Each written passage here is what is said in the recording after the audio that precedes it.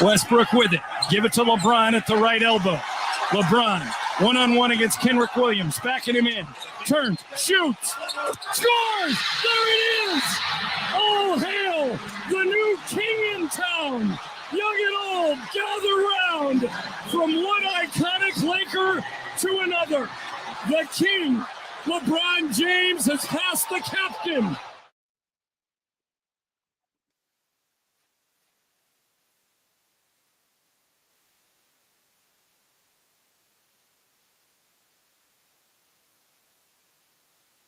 Man, thank you guys for that moment. Quoting the great LeBron James, who last night did break the scoring record late into the night. If you had already gone to bed, you had not heard it. Good call by John Ireland. Yeah, radio voice on ESPN 710 in Los Angeles. That's a really good call. Check would approve. LeBron's game winner, a step back, fadeaway jump shot, where on the previous possession, I thought they were setting up for a sky hook because they got him on the baseline, and unfortunately, Oklahoma City was right on top of him. Good call, by the way. You said last night. Well, and his son said go for it at halftime. Thank God it wasn't a free throw. Thank God it wasn't. No, I wanted intentional goaltending.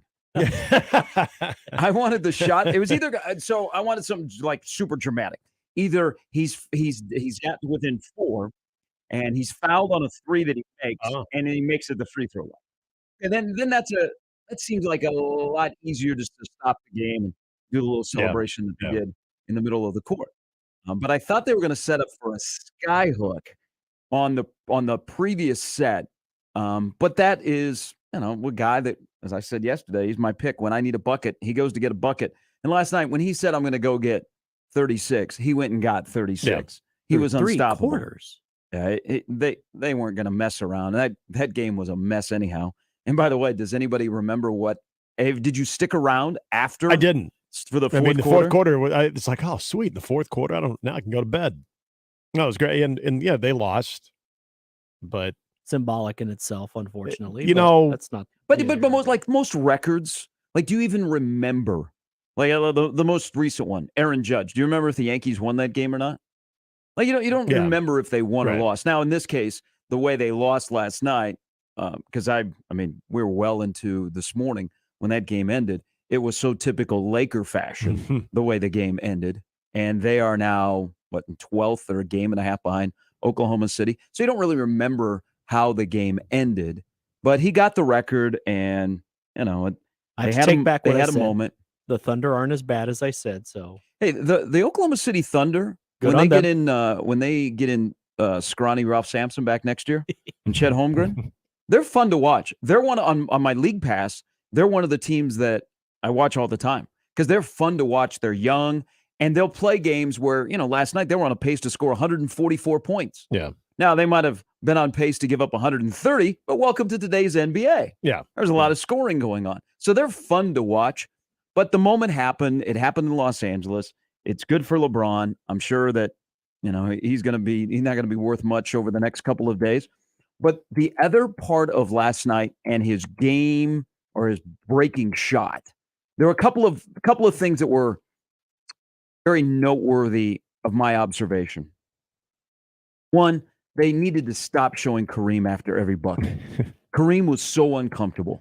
Okay, yes. And Kareem doesn't give you any emotion at all. Right. He didn't give you much emotion when he was playing. What do you think he's doing sitting baseline? Right. You'd get like a half smirk after every shot because I think he knew that at some point, the cameras are on him. He's right behind he's right on the baseline there. He's enjoying a basketball. So, game. He's not dumb. He knew that there was going to be some shots on him, but it was a very kind of, I don't even want to say forced out smile because I think there's part of Kareem that, again, game respects game, but it was very uncomfortable, kind of awkward. And it's awkward between those two. Yeah. What'd you think of the moment at half court? Again, it was, you know what? Actually, it was what Kareem did. I thought was more than I anticipated. He genuinely, I thought, looked okay. I thought he looked like he was happy for him, holding up number one and everything. There was at least, whether it was forced or not, he did, I think, what you wanted to see. I think he did. He showed his respect.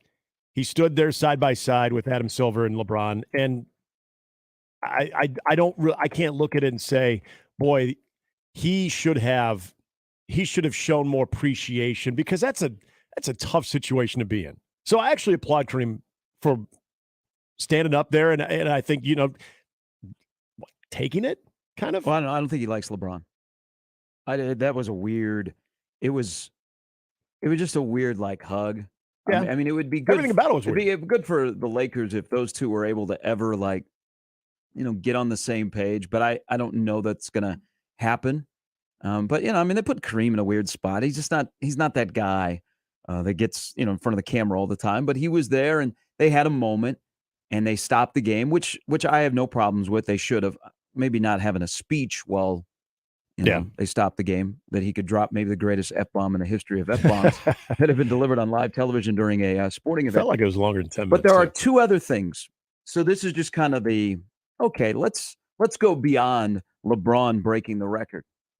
There's going to be a picture that I noticed this morning is starting to circulate of the Laker bench and them celebrating LeBron breaking the record.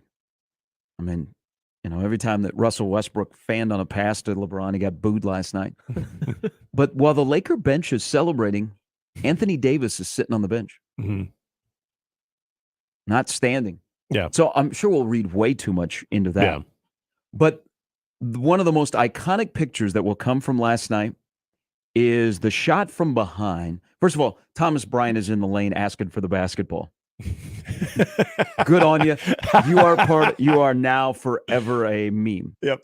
So LeBron hits the shot, and trying to win a game. And people behind the basket, like we do nowadays, everybody pulls out their phone. Yep. I mean, you spent a couple of grand to sit right there behind the basket. You're lucky enough that in the third quarter, that's the basket the Lakers are shooting at, and you pull out your phone to witness history. And so the shot is of all of the fans behind the basket. I would say 97% of them have their phone out, except for one guy, and he's sitting right there on the baseline. And this is so great. You know who that person was? The Mick Ultra guy? Phil Knight. Yeah. That's pretty awesome.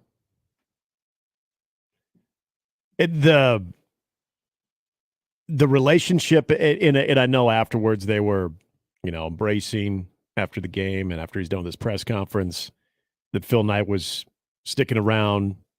Like, that relationship is obviously a big one. I mean, think about how it's benefited both financially as well. But, one of the great, in moments like this, whether we're talking about a record-breaking moment or we're talking about one of my favorite things is when someone hits a huge home run in a postseason and they give you sort of you can see the crowd behind the hitter at a home game where everyone just stands up, arms are up in the air. It's one of the coolest things. Watching that game, and you know how that arena is. It's kind of a darker, lighting around the crowd. So it's hard to see, but as that shot goes in, from the side and from behind the hoop, at first you're waiting for all the hands to go up in the air, but you're right. You know why? Because everybody's got their phone out. So you didn't see as much of that, in unison. As soon as that ball drops in on that fadeaway, everyone's arms are up. It's that cool, holy cow, what just happened? But you're right, because you're not going to do that when you have your phone in your hand. And so, that crowd shot wasn't what I would want it to be. But I also understand you're going to capture that thing. I mean, that's so now seeing it, that's pretty indicative of now. I had a friend, apparently was fourth or fifth row. I need to find out how he ended up there, but that's all you see are phones. So when I watched the video, because I'm not going to lie, I just 9 o'clock was just hard for me to stay up. 7 or 8 would have done it. So I didn't see it, but I woke up to it. So I watched all the videos and watched his video on the Instagram and the Twitter, and instead of watching LeBron's shot, and I know what's coming, all I'm watching is phone. And then I watched it again to watch the shot. So, yeah. I mean, the G is sitting right there, and he just is calm, cool, watching. Taking it in. Somebody who has brought a lot of money to Nike. Oh, yeah. Phil Knight's just sitting there relaxing. And they've reciprocated that to LeBron as well. Well, they had a commercial. So it's good that they stopped the game. Again, I have no problem stopping the game. That was a moment you needed to stop the game. I just had a problem. I don't think they should have had a speech right there. They should have waited till the end of the game. So they stopped the game. I mean, it's good that they stopped the game because that allowed Nike to have their commercial. Yep. Yeah. And somehow Drake got involved. Of course. Drake was doing like an SNL skit. Like before they came back to live. Well, kind of as live action was going on, as they resumed the game, they have a split screen and they have Drake doing like an SNL skit. Yeah. And that was good for me because I was wondering at that moment what Drake was thinking about LeBron breaking the all-time scoring record. Who wouldn't want to know that? So it's immediately where my mind goes. That's the first thing I thought of. Did Drake say anything? Yeah. Need to find it before I get out of bed. What does Drake think? Anything record-breaking in sports and beyond sports, I'm immediately go to Drake. What's Drake think about this? I'm really disappointed when you joined, Nick, that we didn't get Drake's thoughts on the impact of you coming to the zone. Well, I mean, we had a State of the Union last night. Could have branched out and see what Drake thought of that. Yeah. Folks. Well, I'm just saying. Folks. What? Did you watch the State of the Union? I did not know. So folks was used a lot. Oh, folks. Okay. That's a very I'm all about the so that was on that was on the bingo card. You got hammered if you had that? When I think of like my parents who are younger than the current president, that folks is used a lot. Folks. Yeah. But Drake, maybe Drake will be part of the halftime show. Oh, yeah, Rihanna. Yeah. Now, here's the problem I had with the Nike commercial. If you watch the Nike commercial, there's a lot of young LeBron, which, man, I mean, 20 years ago, he's grown up in front of us. And you cannot deny, and we talked a lot about this on the show, is of somebody that was so hyped before they began their professional career, LeBron James has exceeded expectations. And how rare that is. Yeah, there's absolutely no denying that he has exceeded expectations when he's on the cover of SI. Mm-hmm. But here's my issue with the Nike commercial, and I'm going to go to bat for my team. Did Nike forget about the one team he played for that he won a couple of titles? Nothing with the Heat? Nothing from his time with Miami. I would call that disgraceful because those teams, we were just talking yesterday off the air, I loved watching those teams. I know that's not the popular thing to say. They just loaded up. Yeah, they were fun. Even D-Wade was there too. Yeah, D-Wade, Jeannie Buss and D-Wade got friendly. I know, I saw that. And Jeannie just like, yay. There's one point he kind of looked annoyed by that. But. So last night was a typical LeBron night. We had the GOAT talk. We had thank yous. We had crying, and we had an F-bomb. Yeah. And Drake, he covered it all. Did you also, I understand a lot of this was after the game, but the last time I've seen the previously known as Staples Center, now Crypto Arena, must be Staples to me. It was very reminiscent of Kobe's last game, where you had the who's who celebrity-wise, you had some former teammates, now not as many as what Kobe had on that last game, but you had, it's kind of a reunion of sorts in the who's who, even more so than what you would typically see at a Lakers game. And then you had the, paying tribute to whether we're talking about an amazing career and what ended up being a 60-point night that night for Kobe, or breaking a record on a terrible. Oh, it's a horrible team. So the Lakers are a terrible team. And then just watching Kobe down the last 3-4 minutes of that game, and then sort of that reunion celebration type thing. You had that in a sort of small pocket in that 10-minute window that they had right before the fourth. So I do kind of wish that that could have been delayed till after the game, because I think it was maybe it had to be a little bit rushed. There had to be some type of timetable because there was still another quarter and some change left to play an actual basketball game. It felt a lot like when Kobe had his last game. And then there was another stat, and I know we can get into the LeBron numbers that are just eye-popping. During the broadcast, they were throwing up just a bunch of, throughout his career, all things that sort of define LeBron as just absolutely special as a basketball player. So he's now played in 1,410 games. I think it was 1,401 games. He scored at least 10 or more. That's insane. 9 games that he has not scored double figures. It's 1,140 straight games that he scored in double figures. That's unbelievable.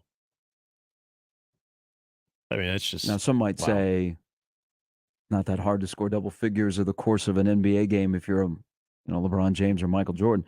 He does have the part of, for somebody that's got that much tread on the tires, he has stayed relatively healthy. Mm-hmm. I mean, he's been banged up in Los Angeles where he's missed more games than he's missed in a long time. So that's the part of the next step of talking about this record, which I think LeBron will get to at least 40,000. Yeah, he says he's got a couple years left. Or if you close it down, I mean, science could change when we're long gone from this earth on load management and players' bodies. I just don't see anybody right now on pace to break it, because you would essentially have to, average 25 to 30 points a game and also play about 80 games a year. Right. And how many guys are playing 80 games a year? For 20 It years. just shows you what LeBron has done. And so that was a cool moment last night. I mean, he got it over with. Now I don't know that there's a reason to watch the Lakers unless you just want to be upset at Darvin Ham every game. I mean, KD. I forget Darvin's the coach. KD right now is the closest. And he's way off. Yeah, so KD is what, 34, 35? Yeah. He would have to be into his mid 40s. Yeah. But he'd also have to continue to average what he's averaging now. Yeah, he's at 26,684 right now. I think the only person that's really on a pace, and again, he'd have to play a lot more games in a season than he's averaging, is Luka. Yeah.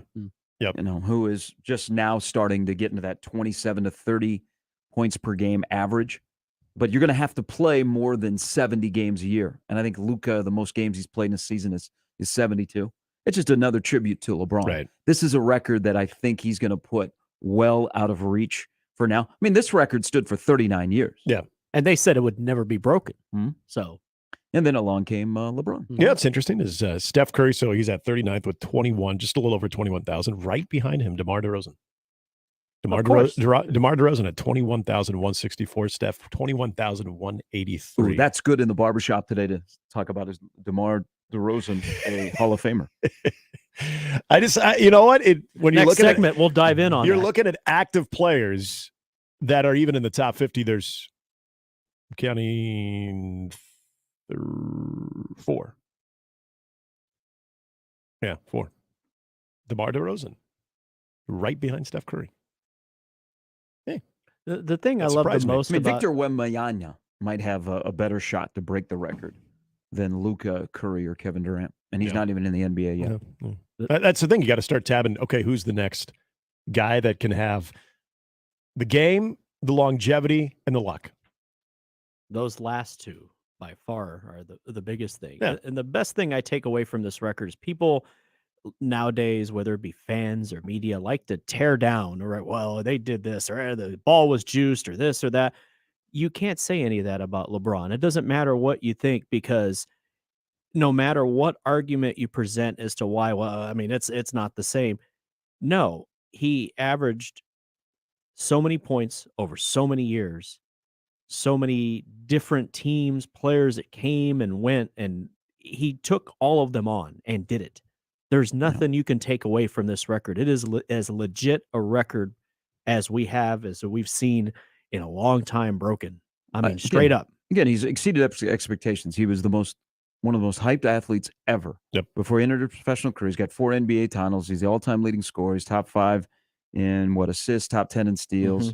Mm-hmm. It's your personal preference on who you think is the GOAT, but it's tough to say, yeah, LeBron, Yeah, he's all right. Yeah. He's a pass first guy. Yeah. That's what he says. Most people that are put on that pedestal before they even step on an NBA floor, it never works out, because it rarely does. And not only did he match that, he exceeded that. I just always thought that was cool. All right, welcome in on a Wednesday, a record-breaking Wednesday. If you missed it last night, I'm sure you can find it on the internet or wherever you consume your sports stuff. LeBron is the all-time leading scorer. Not a surprise. It's a beautiful shot, by the way. Doesn't matter if they won or lost, I guess, which they did lose. They did have a chance at the end. 133-130. If you really cared. And they lost that game. I would have turned in my Laker jersey by now if I had to root for that team. I mean, that, Well, how many people do you think were really watch? I mean, that don't normally watch night in and night out a Laker game last night. I'm like, oh, I don't know. I don't know how you can't watch a Laker game. They're on every single night for a team that is going to be battling for a lottery pick. Yeah, but I mean, but you get to watch Oklahoma City, which is a fun team to watch with, maybe one or two guys on the roster that you know. I saw one of the baseball writers covers the Royals had tweeted something out that I was like, he's not wrong. It's like, gosh, I hope he gets this done fast because it's tough to watch this Lakers team. And it's like, for people who don't watch Lakers, yeah. I mean, like last night, you probably were watching this because you wanted to witness history, sports fan, or just maybe even a casual basketball fan. And the Lakers aren't great, but then you watch them, you're like, oh, that's what's been going on there. Yeah.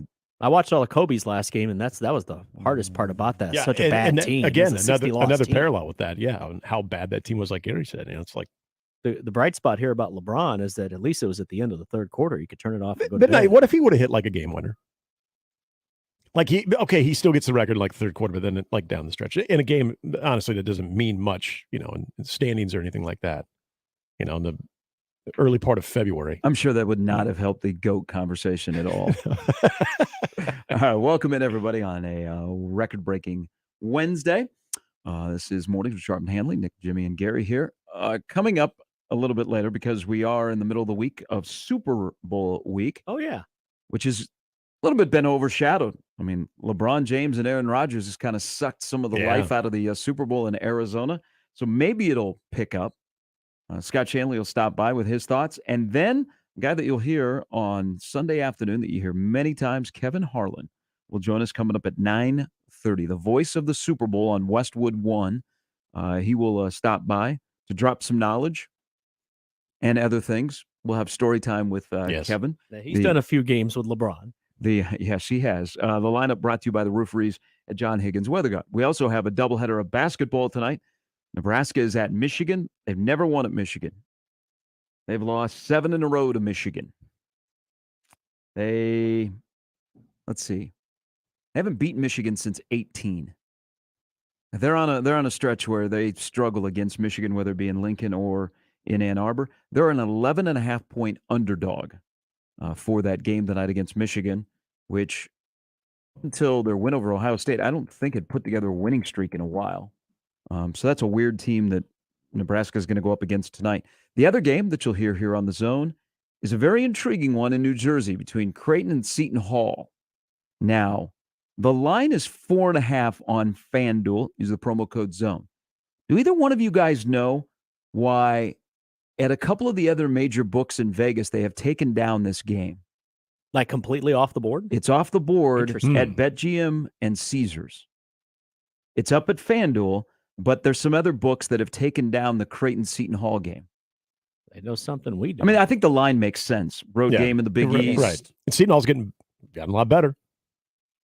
It's a tricky game, but some on the Seton Hall side? Well, no, it's not taken down everywhere because FanDuel still has it up. But at a couple of the other major books, at the Wynn Casino, it's off the board. So an injury of note? Well, and this is where I get a little bit antsy because we've seen it now twice this year, and we got, unfortunately, all too familiar with it a couple of years ago, is having injury/COVID issues. We saw another Big Ten game impacted by that with Minnesota yesterday. I don't know if there's something going on there with one of these two teams. I think we would probably be better informed on the Creighton side of it, but I don't know. I don't think that's it, but anytime I see anything like that, it just I'm gonna guess I get a little itchy and scratchy. I'm gonna guess that it's not that, since Creighton is in New Jersey and they were at the women's game last night. So I'm just saying, I'm gonna say that's crept up in the last 24 hours. I don't know. Not the issue. I don't know. Kaluma got hurt at the in the Villanova game. Was not hurt by a hurling beer bottle or aluminum can that was Villanova fan thrown. Yes, that was a story yesterday. Villanova fans usually pretty good. Yeah, I thought it was only like UConn fans that Creighton fans hated, but it was rowdy at the Chai on Saturday night. It'll be even rowdier when UConn comes in, especially after UConn looked like November, December. UConn last night against Marquette. A big one for them. But Marquette or UConn Creighton Saturday, that place will be rowdy. I mean, Creighton fans don't like UConn fans. It's already sold Villanova out. fans are really Game. Villanova. I ran into a couple of Villanova fans out of breakfast on Saturday morning. Villanova fans are really good. I mean, it's cool that they travel here. Mm-hmm. Yeah. And a fortunate incident that happened with a fan that was sitting in the 100 section on Saturday, and I think it was accidental. I don't think it was intentional. I'll give you a little insight on that a little bit later. But Villanova fans, pretty cool. You know, they support the program. I think it's UConn fans that Creighton fans don't like. And I'll just be curious on how many UConn fans find their way in there, because it will be rowdy just because of UConn beat Creighton earlier. Yeah. And because Hurley's on the sidelines. And then depending on what happens tonight. There's some standings implications. All right, so you have the lineup on LeBron James, Aaron Rodgers, or Dylan Raiola. Maybe. All in the news. Could Dylan Raiola in Arizona suck the life out of the Super Bowl in his hometown? I mean, I think in his own little pocket, yeah, maybe. Not to the millions of viewers, though. No. Yeah, yesterday was a nothing day for the Super Bowl. That really might be a wasn't. good thing in a way, because you just kind of pace yourself, and then we can get back to the big storylines. Well, you know that there's brothers playing in the Super Bowl. You know what yesterday was? It was recapping opening night.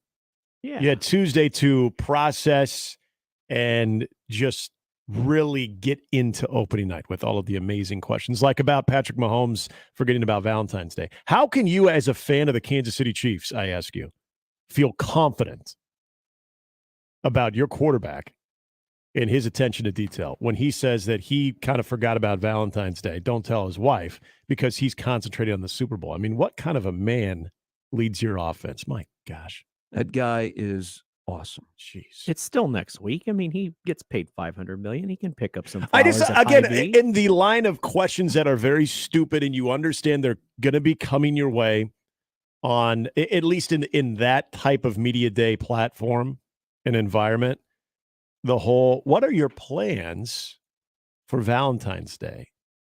To ask anybody who's involved in the Super Bowl, I would hope they all would have the exact same answer as one Patrick Mahomes did. It's like, oh, yeah, I didn't realize that's next week. I got something kind of big coming up.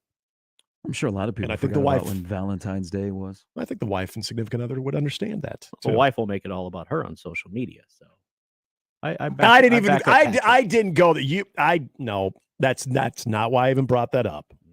I just thought it was a really dumb question. Then you decided to go there. I would. I don't know. I don't root for Brittany. I root for Patrick. If anything, you should be happier or about the brother. Patrick. He's all in. He's Hey, focused. QB1, number 15. That's all that matters. I hated all that that matters question. to me. Hated that question. Hated that question. All right, 6:34. Kevin Harlan coming up a little bit later. The voice of the Super Bowl that you'll hear right here on The Zone coming up on Sunday, 16:20. The Zone. Back more after this. Gary Sharp, Nick Handley, and Jimmy Chavez. Mornings with Sharp and Handley. Weekdays 6 to 10. On 1620 The Zone and 1620thezone.com. Mornings on 1620 The Zone is brought to you by MD West One Orthopedics, Neurosurgery, and Spine. Previously on Unsportsmanlike Conduct. It's not a shirt. It is either. a shirt. It's a hoodie. Yes, it is. No, it's a hoodie. a So is the sweater a shirt? Yeah. What? No, it's not. Anything that you put on that is not a jacket No is way. a shirt. What if it's a zip-up hoodie. sweater? Zip-up hoodie is a jacket. What? Yeah. I thought this would be an easy one where we'd all be No. like, yeah, of course. I Not- did too. I didn't realize I was sitting with two morons over here. Unsportsmanlike Conduct with John Bishop and Josh Peterson. Weekdays 2 to 6 on 1620 The Zone. Your Omaha area forecast from a Godfather's Pizza Weather Center and KETV Newswatch 7 on 1620 The Zone.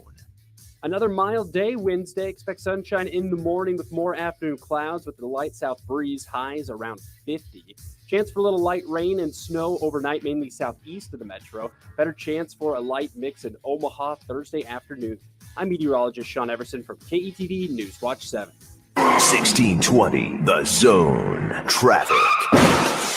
From the time-saving traffic center. We have no accidents to report at this time, but you can expect a little bit of slowdown from 108th all the way to 90th on L Street. Then along Center, be prepared for some delays to start from 192nd to 175th. And other than that, it looks like your commute this morning should be pretty smooth, even if you're running a bit late. As always, remember to stay safe and wear your seatbelts. I'm Chris Scott. This time-saving traffic was brought to you by Fernando's. Love Languages. Presented by Fernando's. 1. Words of affirmation. Your tacos are delicious. Come and feel the love at Fernando's, 75th and Pacific, 114th and Dodge, and FernandosOmaha.com. MD West 1 and the Ortho and Spine Urgent Care are now open on the southwest corner of 192nd and Dodge. MD West 1 is voted the #1 private medical practice in Omaha for orthopedics, neurosurgery, and spine. MD West 1's new location in Fountain Ridge includes the Ortho and Spine Urgent Care, where walk-ins are welcome. See the specialists directly for any bone, joint, or muscle injury or condition. Go to mdwest1.com for details. Omaha men's basketball right back on the road. Coming up on Thursday on News Talk 1290 Quail, the Mavs take on the Bison of North Dakota State from Fargo. We'll be on the air with the pregame show at 6:30 from the Shields Center. Tip-off is 7 o'clock in a key Summit League matchup between Omaha and North Dakota State Thursday night on News Talk 1290 Quail. Start your engines. Joe's Indoor Karting in Council Bluffs is off the charts crazy. Joe's Karting is fast-paced, adrenaline-pumping, wheel-to-wheel racing action at over 40 miles per hour. The only speed restriction on these karts is how good you are. Joe's Karting is located just a couple of blocks north of Bass Pro Shop and directly east of AMC Theater in Council Bluffs, Iowa. Go watch a movie. Come race at Joe's. Planning a bachelor party, graduation party, or just a night out with friends? Go to Joe's. Remember, Joe's Karting is your place to race. Are you going to tell me that there are 3 cheeseburgers takeout joints in the metro? Yeah, Burrs. 3. 40th and Farnham in the Blackstone District, 168th in Harrison and Millard, and inside the Blue Sky Patio and Pickleball Complex at 107th and Pacific Street. And every single cheeseburgers brings smash burgers, hot dogs, fries, shakes, and more to all of the hungry people of the ONE. It's a thing of beauty. Cheeseburgers, a takeout joint. Keep on trucking, people. Creighton coverage on the Zone is presented by Berry Law. At Berry Law, we fight alongside those who choose to fight back. Call Berry Law at 402-999-7777 or visit BerryLawFirm.com. At Berry Law, we're in it to win it. The brand new Dollar General Distribution Center in Blair is now hiring. Starting wage is up to $22 per hour with benefits including medical, dental, vision, 401k, and a $2,000 sign-on bonus. Apply today by texting DG Warehouse to 25000 or online at dollargeneral.com/careers. Again, apply today by texting DG Warehouse to 25000 or online at dollargeneral.com/careers. Dollar General can't wait to have you become a team member at their brand new distribution center. NRG Media in Omaha is growing. We're looking for an account executive to present and sell marketing campaigns to local businesses. We're also looking for a client marketing coordinator to help our account executives create and execute marketing campaigns backed by excellent customer service. NRG is also looking for a sales assistant to help with the behind-the-scenes details that keep everything running smoothly. For information on each of these positions, go to nrgmedia.com and click careers. NRG Media is an equal opportunity employer. Make the right call, fans. The Rooferees at John Higgins Weather Guard. Rooferees. And we're back. Mornings with Sharp and Handley. Here's Gary, Nick, and Jimmy on 1620 The Zone.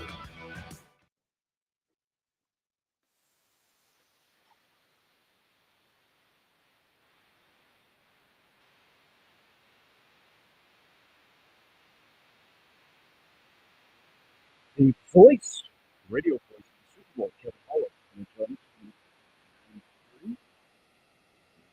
entire Westwood crew, which includes Concert Chris from this building, who is out there being a pest, looking for Westwood one. Kevin joins coming up at 9:30. You know, you look at like some players that could be in line to win their first Super Bowl title, or some of the Eagles and Chiefs that could be in line to win their second. Then there is the most random players that are on rosters. How about Melvin Gordon could win a Super Bowl ring with the Chiefs? You guys all remember Melvin Gordon? Oh, yeah. His time with the Chargers and the Broncos.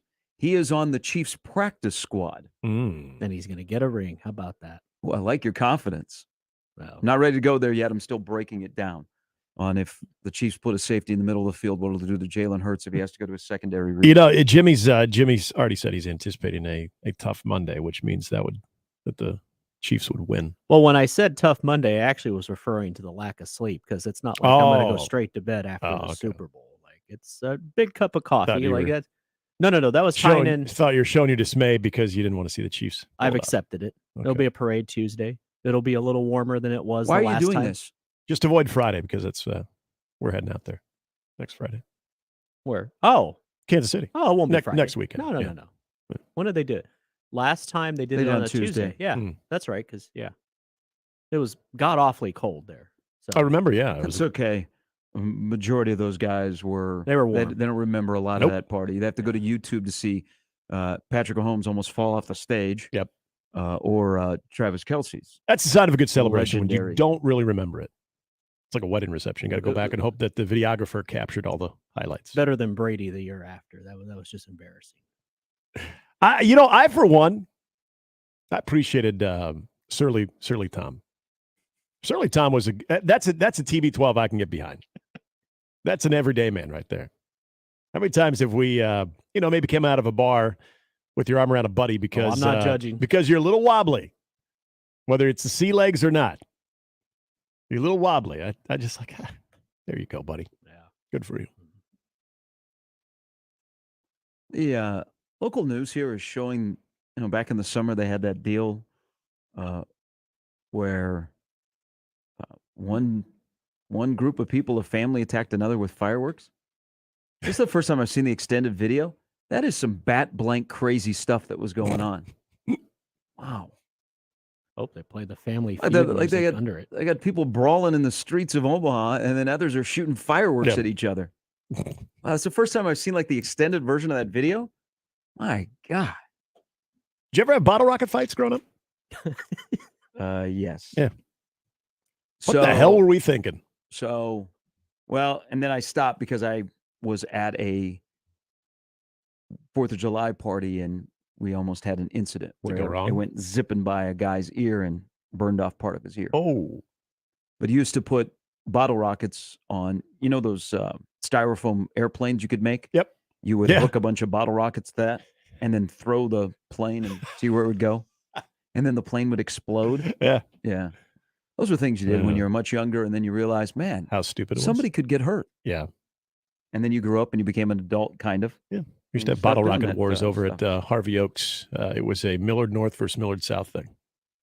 And the fact that nobody ever got even like remotely injured was a gosh dang miracle. You drank out of the hose and Excuse me? Hose water was always good. Yeah.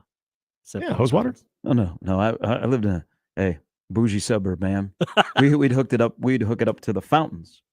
Oh, like there was no like football practice. We were not picking up the hose and just. Not during football practice. No, we just meant in general. Like when you're outside and you're messing around this, with water for kids. I guess you didn't grow up in Flint, Michigan, or Jackson, Mississippi. No, no. That otherwise I probably wouldn't be here right now. I would have many, many health issues, or a really strong immune system, or that. So part of LeBron breaking the record last night and Kareem in attendance, sitting courtside, still really awkward. Like this jacket though, sweet. I mean, Kareem always is well dressed. I kept showing him on the camera. These guys never showed emotion. What do they expect him to do? And then the camera was like right in your face. Right, and he knew. Yeah, but I'm glad they showed highlights of when he broke it, which still is one of the craziest things in how things have changed, whether in the NBA or in Salt Lake City compared to Vegas, that in 1984, back in the early 80s, the Jazz, to make money, would play 11 games a year in Vegas at the Thomas and Mack Center, which unfortunately kind of still looks the same. 40 years later, they haven't done much to the building. And it's still, when the rodeo is in there in December, that smell lingers for a long time. That's just a little personal thing. Did a game there recently, and the smell is still prevalent after the rodeo. But that can you imagine if you were playing for the Jazz? Now, the world, like Salt Lake City, with the Mormons and what you can and can't do in Salt Lake City is much different compared to 1984. Salt Lake City is actually I like the city. It's All-Star Weekend's there next week. Yeah, it's a very progressive city. It's there's a lot to see there. You go skiing. You go to Park City, and But in 1984, it was pretty buttoned down.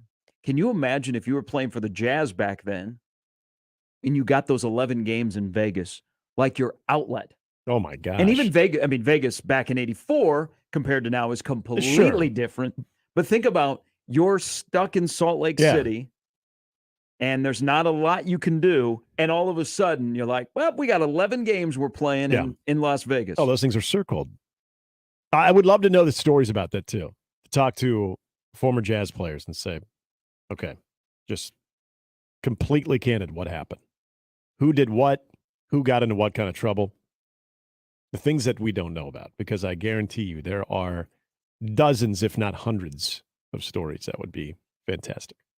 Was Bart Kofod, the former Omaha West Side product, went to Hastings, went to Kearney. His career ended with a punch.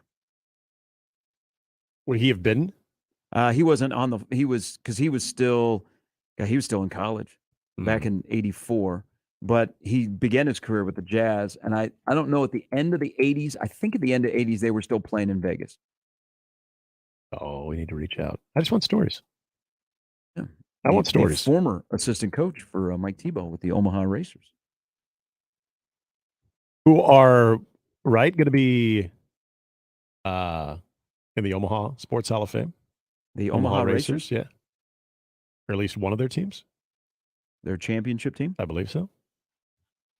Does that mean Legs is coming back? Was Legler on that one? I think so. Okay. Just a random Omaha Racers thought there. It's too bad we do not have like any connection around here that's actually playing, that they could have a Racers throwback night where they would wear the uniforms of the Racers.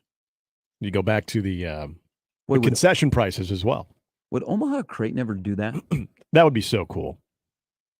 That'd be awesome. People outside of here or the CBA, diehards would not get it. Right. And they'd be like, this is random. Oh, yeah. Imagine Omaha playing like Western Illinois, and they come in and they're like, what the hell are these guys wearing? Who the hell are the Racers? Oh, but you would have... And not the Murray State one. You'd have a pretty decent pocket of fans that would not only embrace that, but I think you'd get some people that would show up just to see it, that maybe don't show up every day. So see, the only really connection around here is Kevin Kugler was the play-by-play guy, and Steve Ronspies was the head trainer. Yep. I don't know that anybody else lives around here that's connected. Man, how old was Kevin during that time? He was young. Wow.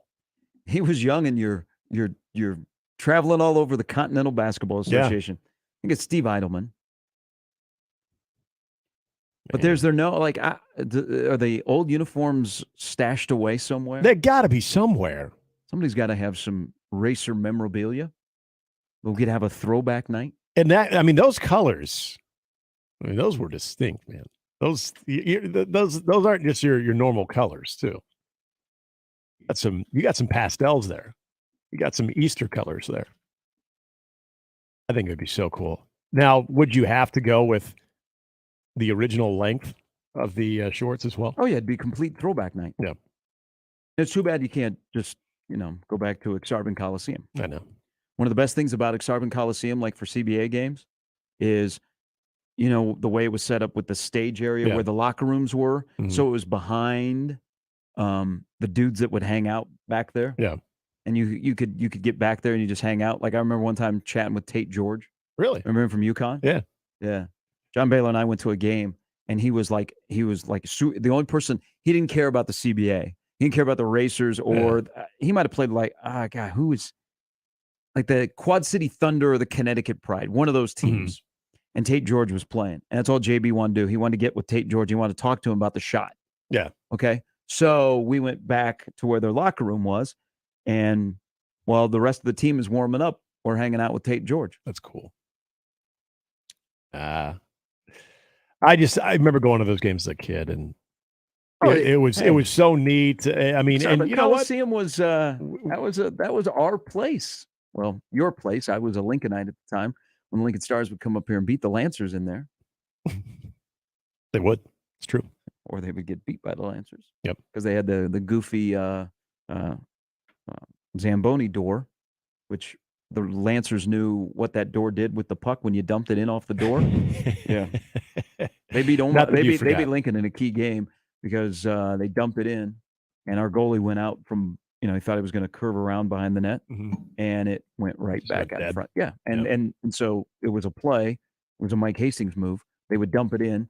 It would deflect off the Zamboni door corner and go right in front of the net. Pretty sweet assist. And so Bo Fritz was the goalie at the time. He goes behind the net, wide open, and they sent a guy in on a dump and chase, and he popped it in. Peters. Hey, that's home ice advantage. Home ice advantage, or boards in this case.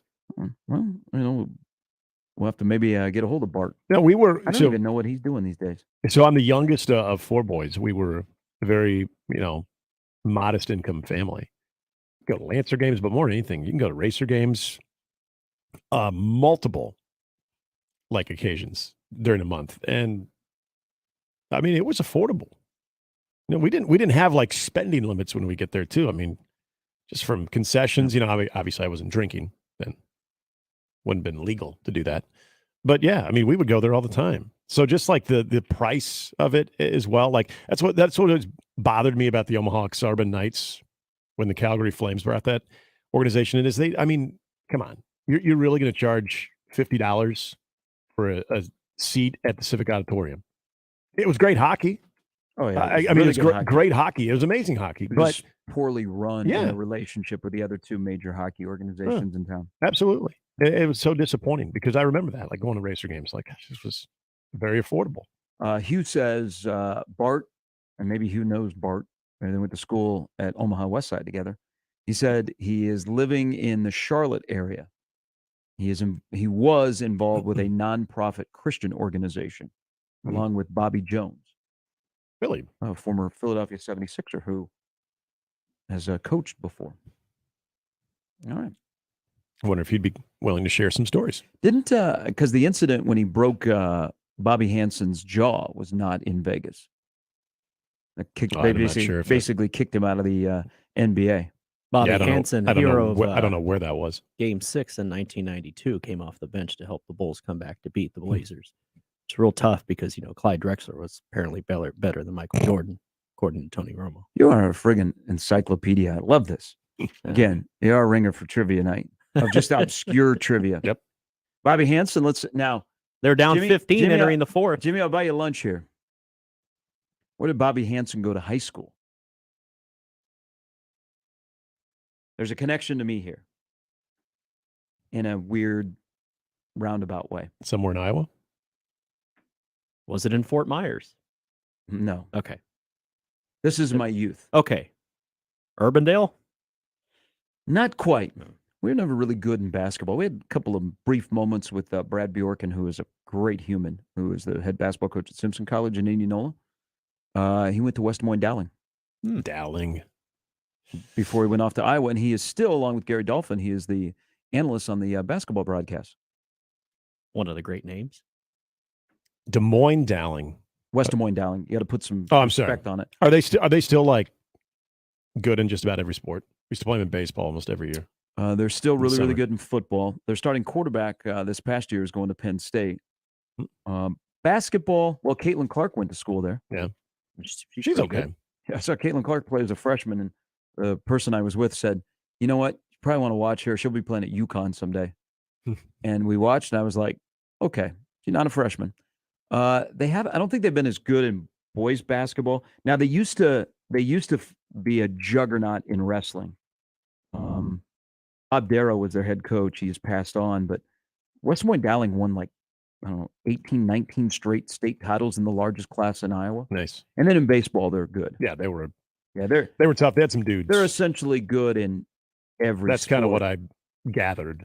Yeah. Every time we play them, they just look like these athletes aren't just specific to baseball. Yeah, they're basically in Des Moines, West Des Moines, putting Creighton Prep and Scott. That's kind of what we compared them to. Yeah, they seem like the Des Moines version of prep. The proud freshman at Dowling. I was like, that's not for me. I just realized, by the way, I do have an Urbandale connection. I got to get your thoughts on during the break. Not me personally, but good friend of mine growing up. Former tryst, something like that? Girlfriend? No. One-nighter? Des Moines, you were traveling through on 80? A buddy of mine who transferred to Millard South, played basketball. Had an older brother, too, who would probably be around close to your age. Yeah, we're a football school. Yeah. We're a football and baseball school. I just We remember used to be a softball school. I remember the Jayhawk. I saw the basketball jerseys. I'm like, what? Yeah. Your brother plays for KU? He's like, no, that's Urbandale. Problem is we're landlocked in Urbandale. So unlike Waukee and Johnston, we cannot expand. So we got to recruit really, really well. And so we have this humongous weight room.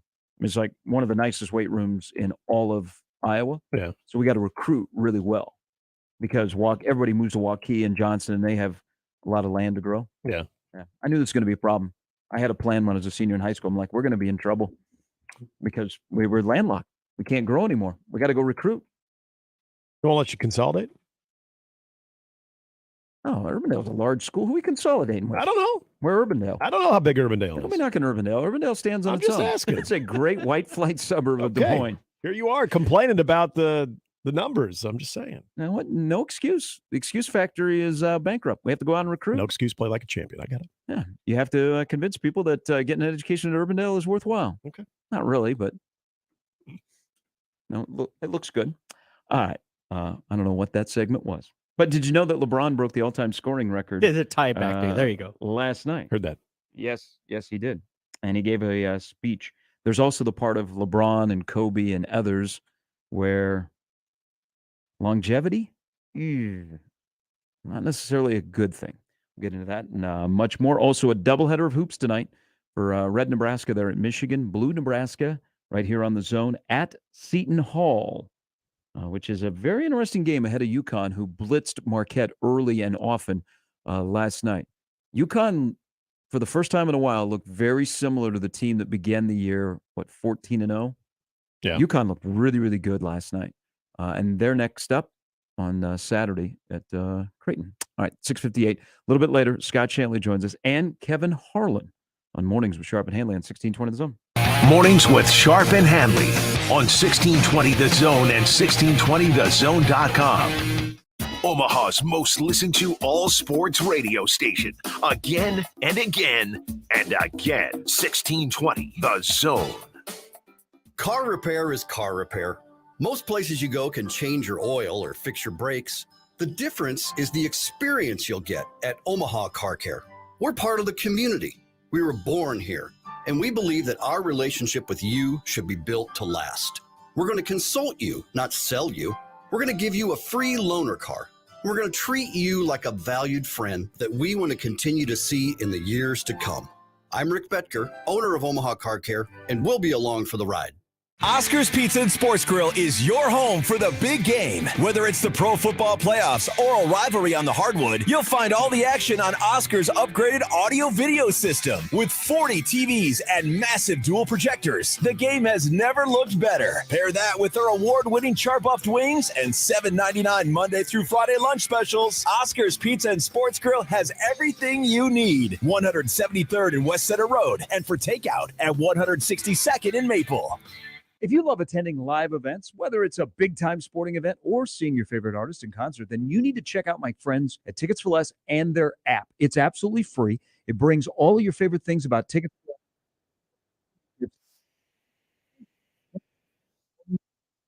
Special discount just for downloading the app and signing up. So simply search Tickets for Less in your app store, download the free app, and sign up for your discount. It's really that easy. Ticketsforless.com. What's for dinner? Burgers? After last week, no thanks. Avoiding foods due to fear of diarrhea, gas, bloating, stomach pain, or loose, oily stools? It may not be just stomach issues. It could be EPI, or exocrine pancreatic insufficiency. EPI can cause uncomfortable symptoms because it's a condition where the pancreas doesn't release enough digestive enzymes to break down food. But EPI can be managed. Use the symptom checker on identifyepi.com and talk to your doctor about your symptoms. That's identifyepi.com. Sponsored by AbbVie.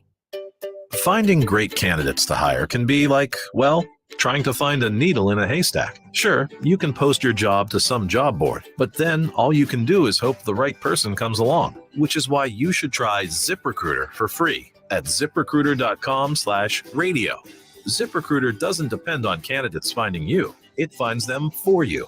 Its powerful technology identifies people with the right experience and actively invites them to apply to your job. You get qualified candidates fast. So while other companies might deliver a lot of hay, ZipRecruiter finds you what you're looking for. The needle in the haystack. See why 4 out of 5 employers who post a job on ZipRecruiter get a quality candidate within the first day. ZipRecruiter, the smartest way to hire. And right now, you can try ZipRecruiter for free. That's right, free at ZipRecruiter.com/radio. That's ZipRecruiter.com/radio. ZipRecruiter.com/radio. Your Omaha hockey team is back at home at Baxter Arena, welcoming Colorado College this Friday and Saturday. Pre-game at 6:30 p.m. Friday, puck drops at 7:07. It's UNO versus Colorado College this weekend on your home for Maverick Hockey. News Talk 1290 Coil.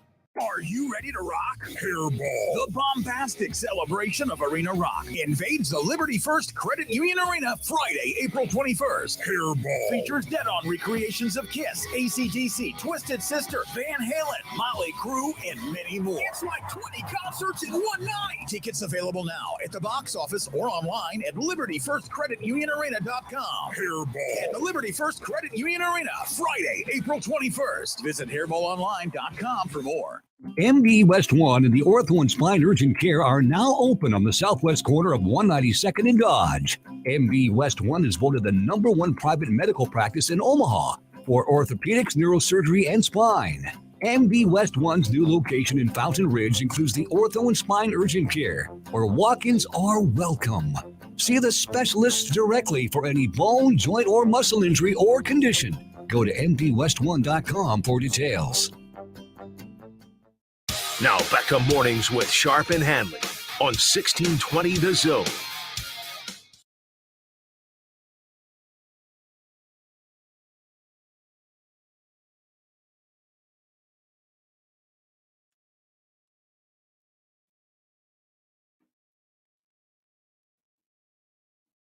So I saw this come across the timeline late last night. Brian Applewhite has a new job. Former Nebraska running back coach who was only at Nebraska for 1 year, going to Buffalo. All right. Same position? Yes. And that,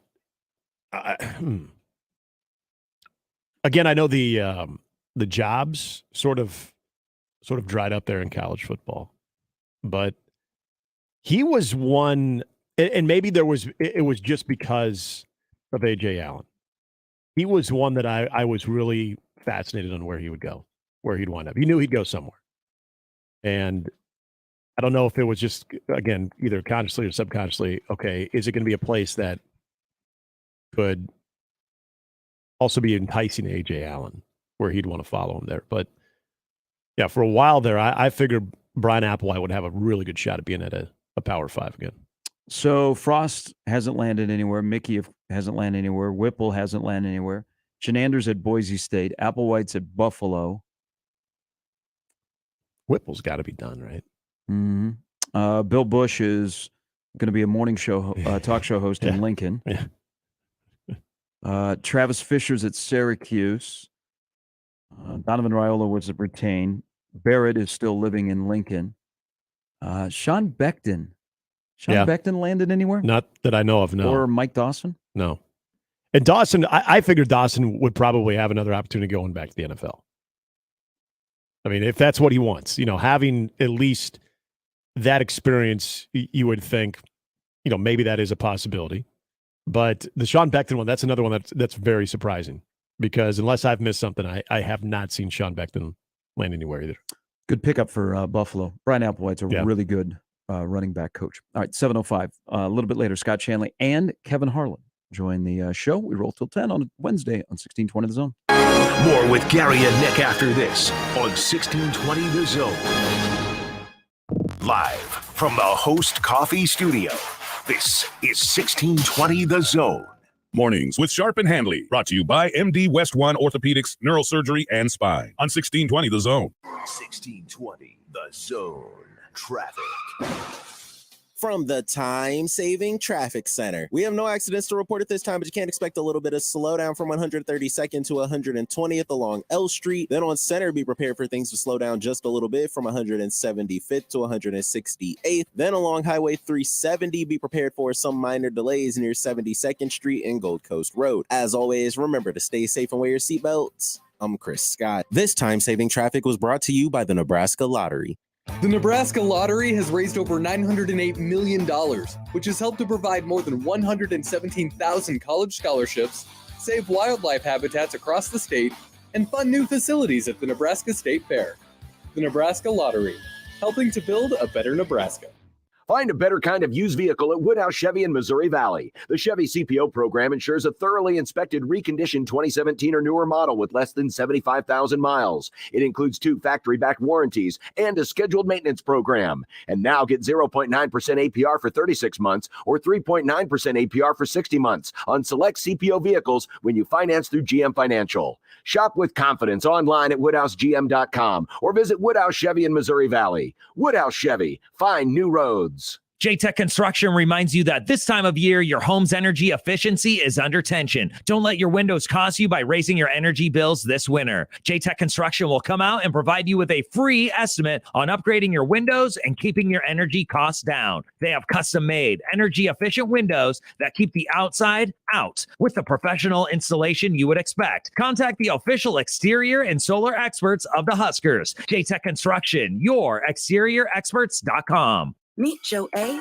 Joe B, hello, and Joe C. What's up? 3 everyday Joes perfecting their banking with Chase. Joe A is locking his lost debit card with the Chase mobile app. Joe B is cruising toward his new ride with AutoSave. And Joe C's Chase banker is helping him budget to go back to school. Tools that help protect, support for what's next. One bank that puts you in control. Visit chase.com/checking. Chase, make more of what's yours. Chase mobile app is available for select mobile devices. Messaging and data rates may apply. JP Morgan Chase Bank, N.A. member FDIC. Here's this week's Maverick Minute. The Maverick men's basketball team held a 12-point lead in the second half last Saturday, looking to sweep the series versus the Western Illinois Leathernecks. But Western Illinois clawed back and captured the lead with 1:34 left to play and held on for a 75-72 win over the Mavs. The Maverick men fall to 3-10 in the Summit League. And that's your Maverick Minute on your home for the Mavs. News Talk 1290, 1180 The Zone, and 1620 The Zone. I always wanted to learn Spanish, but I never thought I'd have the time. Then I discovered Babbel. Babbel's lessons are fun. They only take like 10 or 15 minutes, and in 3 weeks, presto, you're starting to speak another language. Like magic. I love that Babbel's lessons aren't just robots talking. They're voiced by native speakers, so you get the pronunciation just right. And they're designed by real language teachers, so you learn how to have real-world conversations, things you'll actually use. It's incredible. After using Babbel, I'm ready to start having real conversations in French. There's all kinds of ways to learn. Use Babbel's podcasts or games or videos. You can even join live classes with a language teacher. If you want to learn a language, there's no faster, easier, better way than Babbel. Babbel. Babbel. Babbel. Évidemment. Go to Babbel.com to try for free. That's BABBEL.com. Babbel.com. MD West 1 and the Ortho and Spine Urgent Care are now open on the southwest corner of 192nd and Dodge. MD West 1 is voted the #1 private medical practice in Omaha for orthopedics, neurosurgery, and spine. MD West 1's new location in Fountain Ridge includes the Ortho and Spine Urgent Care, where walk-ins are welcome. See the specialists directly for any bone, joint, or muscle injury or condition. Go to mdwest1.com for details. There's no other way to say it. Divorce is a punch to the stomach. Brent Rasmussen of Mortgage Specialists. When you're going through a divorce, there are so many things to deal with. Aside from the emotional aspects, the financial issues that go along with a divorce can be just as difficult. You'd think buying a house while you're going through a divorce would be out of the question, but not in all cases. Many lenders will tell you that isn't possible, but Mortgage Specialists helps people who are going through a divorce on a regular basis. Just ask Philip Katz. As soon as they can nail down that they'll be approved for a mortgage or so forth, it just relaxes them a lot because they know that kind of the foundational pieces of their security and the continuity are in place. Whatever the goal, Mortgage Specialists can help you reach it. Mortgage Specialists, driven, trusted, reliable. Click mtg-specialists.com. NMLS number 5918, Equal Housing Lender. Dust. It's in the living room, the bedroom, and the bathroom. It's also in your lungs. Let's fix that, shall we? Duct Defense Midwest offers a comprehensive system that cleans, disinfects, filters, and purifies the air. They'll make your home healthier and improve the life of your HVAC system. So improve the health of your home and everyone in it. Go to cleanairradio.com right now for a special air duct cleaning offer for Zone listeners. cleanairradio.com. Tickets for Less. Best seats, best prices, no per ticket fees. Ticketsforless.com. KOZ and Bellevue, Omaha, Council Bluffs. This is 1620 The Zone. And we're back. Mornings with Sharp and Handley. Here's Gary, Nick, and Jimmy on 1620 The Zone.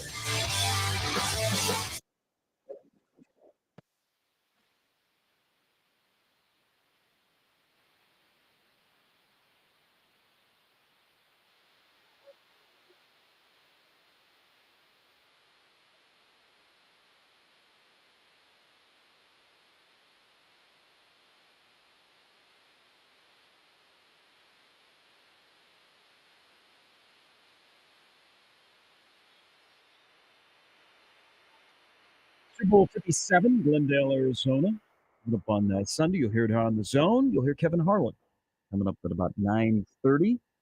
Halftime, you'll hear Rihanna. Does that excite you? It's been a while since she's been around.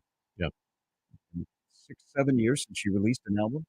Last time the thing that people might forget, unless you are a diehard Rihanna fan, she's had 14 number one. When she was churning out music, it was usually going to the top of the charts. They were bangers. But when was the last time you saw her? Yeah, it's been a while. Wait a minute. Good way to reintroduce yourself to everyone. When was I don't know. When was the last time that she was even on a tour? I don't know. She hasn't released an album since 2016, but a long time ago. Well, I think 2010 was when I got married. That's not the answer. I just think when I hear Rihanna, I just think 2010. She broke up with A$AP Rocky. Maybe now she broke up, and now she has a bunch of breakup songs. And she was singing the Super Bowl. A$AP Rocky. That's the name. Yeah, I know that. A$AP was the Fable guy. I had no idea about this. Let me tell you about the future. Can we? You guys aren't familiar with him? No. No. I learn something every day. I Do love we need this. to have like a musical intervention? No. Do you guys know? Do I need to go next door? Okay, I'll try and keep it for you two sports guys. Okay. You're familiar with Sierra, right? Yeah. Okay. Okay. Check. We're good there. All right. We've already talked about Drake. Mhm. Okay, so I'm keeping the sports. You are, related yeah. I see the with connection. music. Yeah. Are you familiar with Machine Gun Kelly? Yes. Yeah. Okay, so now Yeah. we're on a roll. Yeah. I'm just going to stop there because Quit while you're you, ahead. You got a hat trick. Take a knee. We win 10-6. I mean, I associate Machine Gun Kelly with Megan Fox. Not necessarily his music. But he played in the NBA Celebrity All-Star Game last year, so I'm keeping it to sports. Yeah, that's great. Mhm. Yeah, no, I get it, but I did hear something on the show that precedes us on the network about for $1 million, you can get this whole package for the Super Bowl, and he's part of it. Machine Gun Kelly? Yeah. What does he do? I think he can just hang out with you and you get to meet him. Oh. And Shaq's involved too. Okay, that's better. You and 11 buddies, you get your own plane. You get obviously go to the game, all the parties, all you can drink vodka and champagne. Mm. Yeah. I think there's food involved. Is I hope Megan there's going to food be involved. there? He didn't say that, but that might Because make that it would worth it. Yeah. that would be a draw. in my opinion. $1 million put on by Wynn Casino, which that triggered when you talked about Wynn taking the Creighton game off the books. So. Well, he was. It's all connected. He performed last year, not of course at halftime, but I think him and the Chainsmokers were together. That sounds about right. And I know who the Chainsmokers are too. Yeah. Okay. They're always on game day. Yep. Now, what about Halsey? They do a lot of collaboration. I know Halsey. Yeah. Yeah. All right. Yeah. So Chainsmokers and Halsey have been together you before. guys are redeeming yourself. Yeah. I'm sorry. I don't know who Aesop Choi is. Or sorry, Aesop Rocky. I was like, I know who Aesop Choi. When you said Aesop Rocky, I thought of Aesop Choi. I'm sorry. I did. That's where my mind went. Pitchers and catchers. Yeah. That's where my mind is in February. Wow. I mean, praise the Lord. I'm just trying to help out my man, who is a fashion killer. Got some angels up there. Good. Well, also, if you stayed up to watch LeBron last night, sticking with the A$AP Rocky theme, he had a single 5-6 years ago, F Sleep. Also got some effing problems, but he's good for you. I will. I'm going to look into it. You're very white, is what you're about to say. I mean, Is I that am. what I we're- am. I am white. Is that what we're getting at? I here? am white. No. Yeah. Let me double check. No denying that. So I brought this up earlier, the first hour. Yeah, again at BetGM, Caesars, and Wynn, the Creighton Seton Hall game is not up. At FanDuel, it's 4.5. Creighton is the favorite. That line seems about right. Nebraska is still a 11.5 point underdog. Interesting. Across the board against Michigan. Now that line seems right. Yeah, as it does. I'm just saying. Well, you make what's that? What's up? Tempting. Because I could see that thing being really, really bad. Not that Michigan's that good. Or I could see this being one of those real ugly, scrappy Nebraska stays within 5. So I that one, more than any of the double-digit numbers against Nebraska, this is one that I could be tempted. That's my because Michigan's they're a fickle bunch, aren't they? They're tough to figure right now. And I'm not trying to say Nebraska isn't tough to figure. Oh yeah, so I am looking at that on covers right now, just all across the board. Yeah, FanDuel's up. There's a couple other ones, but yeah.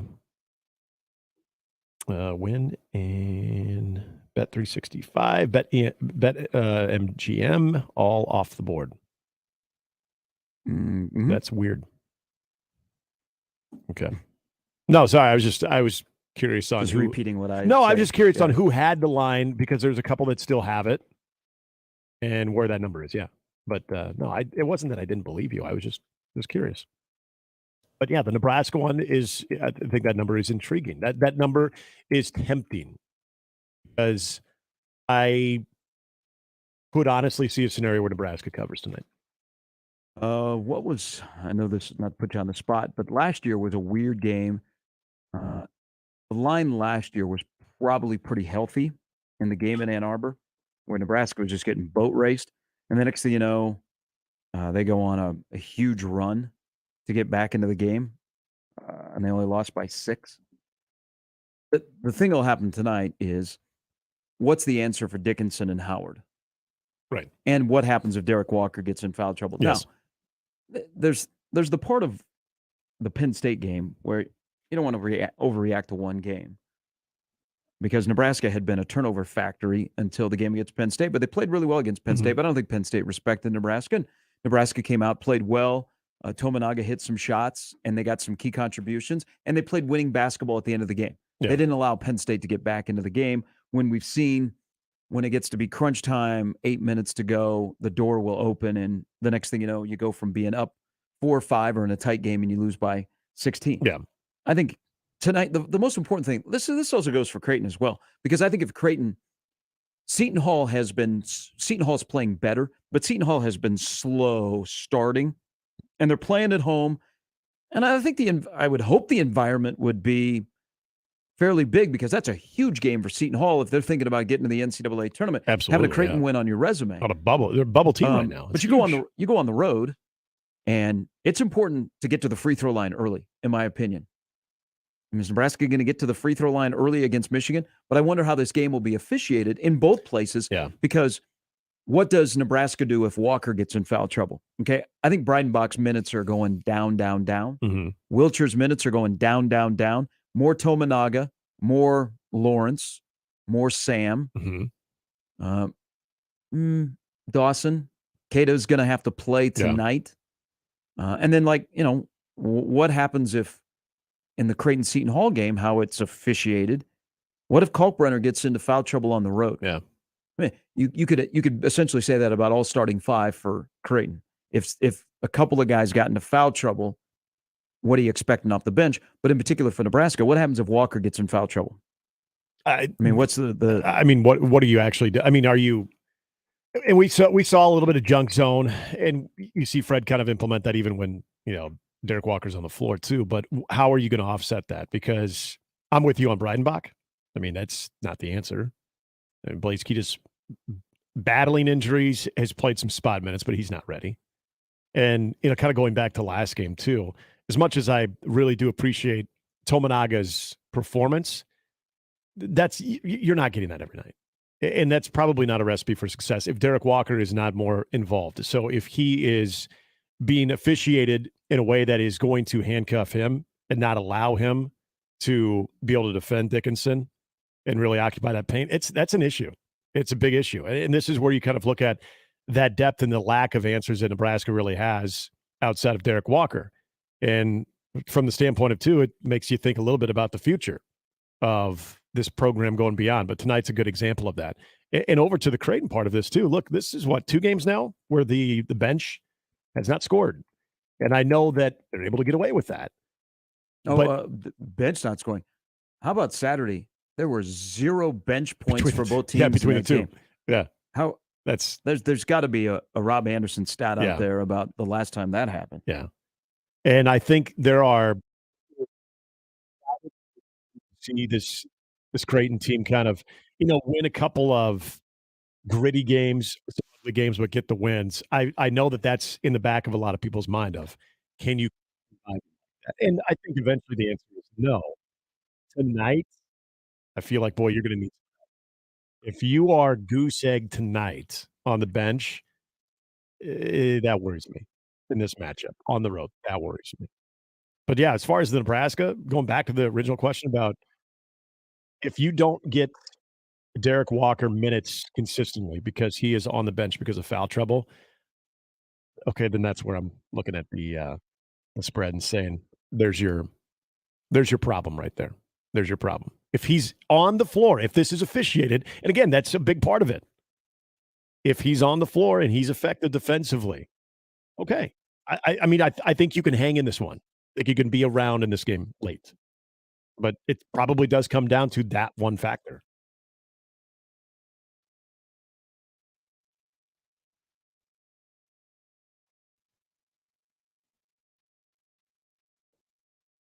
And Casey going off for 32. I would just let him cook. Let Casey cook. Shoot wherever. Just do it. Shot volume increases tonight? Well, since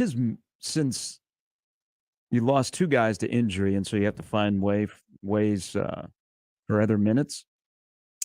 22 against Northwestern. Then he had 3 at Maryland. And he only played 22 minutes. But his minutes have gone up. So he played 33 against Northwestern. He played 29 in Champaign. He had 11 points, and then he played 31 on Sunday, so he had 30. I mean, he's now all of a sudden going to go. He's going to be a guy that's going to be 29 to 32 minute guy. Yeah. When it was, I know it wasn't obvious the last game. When was the game that Sam started over him? Maryland. The Maryland game. Okay. So yeah, I mean, it wasn't like he in the stretch when Vanderbilt went out. When Vanderbilt went out, you thought, okay, well, Casey's going to be a regular starter. And that wasn't the case. There was a game shortly after Vanderbilt's injury that Sam Hoiberg got the start over Casey. So, not suggesting he's not starting tonight. I'm just saying that. Illinois. Okay. Yeah, not okay. Maryland was the game that Hoiberg had 15. Yeah. But Casey started that game as well. Okay. All right, 7:25. Both Nebraska and Creighton are playing at the same time tonight. Jimmy, Early. you look on your phone there. Have you figured out why the Creighton-Seton Hall game is not up at a couple of major books in Vegas? No, I just confirmed Brandon Vogel will be on at 8:30. Does he know? Maybe he knows. No, I could text him. That's And say, just, hey, you got an hour. That's to just very curious Yeah, it's that weird. it's not at those. I mean, those are three major books in Vegas, but it is up on FanDuel. It is fishy though. Well, it just maybe weird. there's an injury. The only thing would be an injury that someone is privy to. But the line, wherever you get the line, it seems right. It actually has now dropped at one book to 3.5. Iowa State, West Virginia is not up on FanDuel.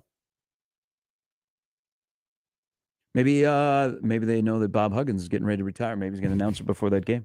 Perfect time. He's 69. Oh, the emotion. Yeah, I don't think. I think that's one to watch in the offseason is if Bob Huggins decides to do one more year.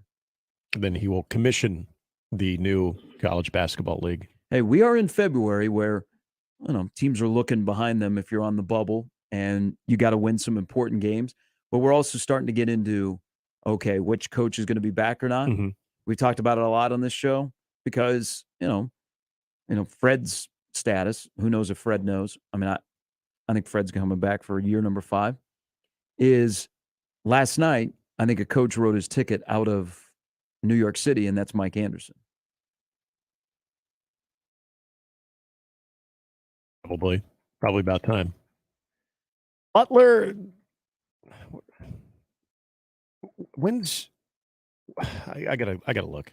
What's Butler's longest win streak this year? I don't know. Butler's not very good. No, I know they're not good. And St. John's, that's bad. St. John's cannot handle. They were saying hockey, a 2-goal lead is one of the most difficult leads to protect. I hate that. St. John's holding a double-figure lead is one of the most difficult things for them to accomplish. There's no reason they should have won that game at home last night. They were rolling. They were up 6-8 with about 3 to go, and they ended up losing 68-66. That snapped a 5-game losing streak for Butler, by the way. Yeah. Mike Anderson, thanks for the memes. Now, St. John's, swallow it, do it for the Big East. Don't go very far from campus. They would have to check their morals at the door. I'm with you. Do it. Rick Pitino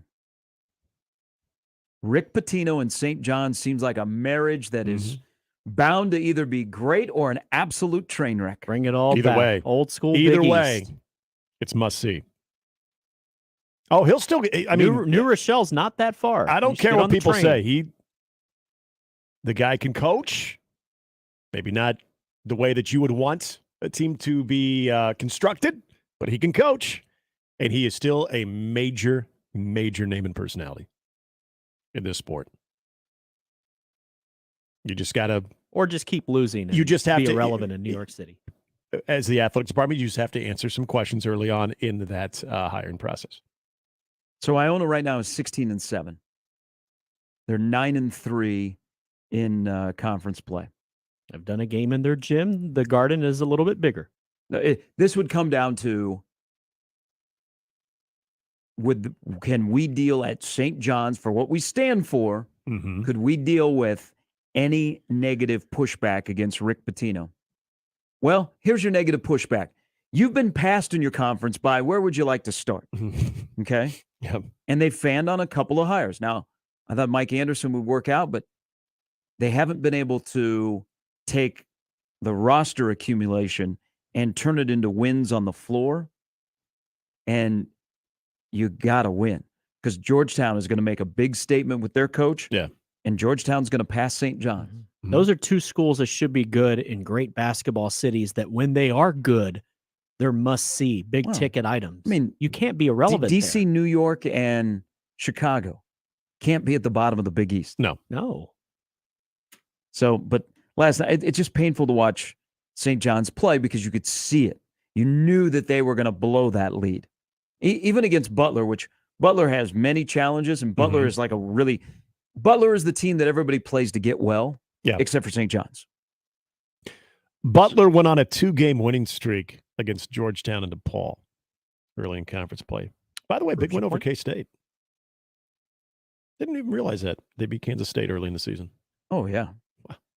K-State has had a couple of clunkers against Butler and then on the road at TCU, but they blew out TCU last night. That's when Butler had a rolling 4-game win streak there. That'll be an intriguing offseason in the Big East with Georgetown and the murmurs of Ed Cooley and St. John's, because I don't think they can run it back with Mike Anderson. No. That is interesting on who the name, the market, what that could attract, because at the very least, Rick Pitino's tempting. At the very least, that talk has happened or is happening. Just have him wear Louis Carnesecca sweater for a few games just to kind of smooth over, have some goodwill. And, Louis still alive. They could talk. He still comes to the games. Yeah. But more reason you want to get it right. I hate that. I hate those discussions. You know what? If you're hired as a basketball coach, respect the past, honor the past, but you know what? Do it your way and don't let people tell you how to do it. Yeah. Whether you're Matt Rule coming to a place where Tom Osborne is still alive, or, Big John is not alive at Georgetown, and whoever the next Georgetown coach is probably is going to have absolutely no connection like as he's worked for him or played for him at Georgetown.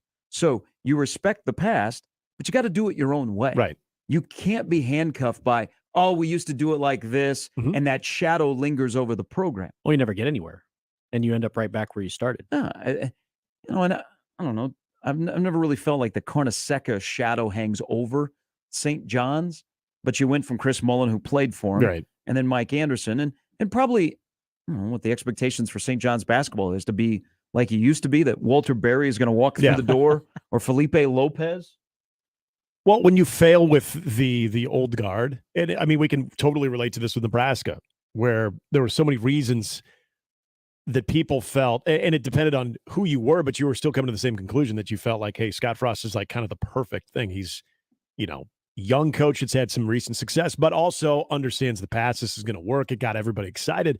And you go through even more disappointment that I think at the very least, and we'll see if this is the same thing with St. John's, though, is that you are now open to something different. You're open to something away from any kind of connection. Hey, you know what? You know what I like about Matt Rule? Matt Rule recognizes Tom Osborne is still alive, and there's a reason why he's walking into a nice place every day. But Matt Rule, in his first couple of months, is doing it his way. Yeah. Okay? It's the only way this is going to work. And he's also has a lot of people that have no connection to Nebraska that are on his staff. Yep. Okay, so this is all new to them. And so you don't take for granted that you're at Nebraska and think that everybody's going to bow down to you. You go first. It's actually kind of refreshing that you have a lot of new people around here. And I said this right when he was hired, and you weren't with us, Nick. I said, Matt Rule, number one piece of advice, recognize the past. Don't stiff arm anybody. There's a lot of people want to help you, but the only person that can help you is yourself, and do your program the right way. So when things aren't going well, you have nobody else to blame but yourself. Or if you need to fix things, you already know what you have to fix because you're the one that did those things. Yep. I can appreciate that. Yep. And at some places where there is this incredible history and there are legends that have been in your shoes before you, it's tough to get away from. But the coaches that succeed honor and recognize the past, but they do it their way. Yeah. Doesn't mean you're always going to succeed. You might fail. That's fine. I mean, you learn from failing. Yeah, and at least at the end, you say, well, at least I did it my way and tried it, and I can live with that. Right. But also, it comes down to the person that's in the power chair making the hire. Are you going to run it back and just try and keep latching on to the past? Or are you going to try something new that is different and that you trust with your gut is the right one? I mean, we put the coaches in the spotlight a lot, but we also need to focus a lot on the athletic directors that are making hires. Right. Some are qualified to make hires. Others, they have no business making hires, and they are not held accountable. I hope we start holding athletic directors that make hires accountable, and we also hold athletic directors accountable in high regard of people that make decisions on their own, and they are strong in their conviction that this is who I want. Yep. I mean, it's the only way. The only way it's going to work.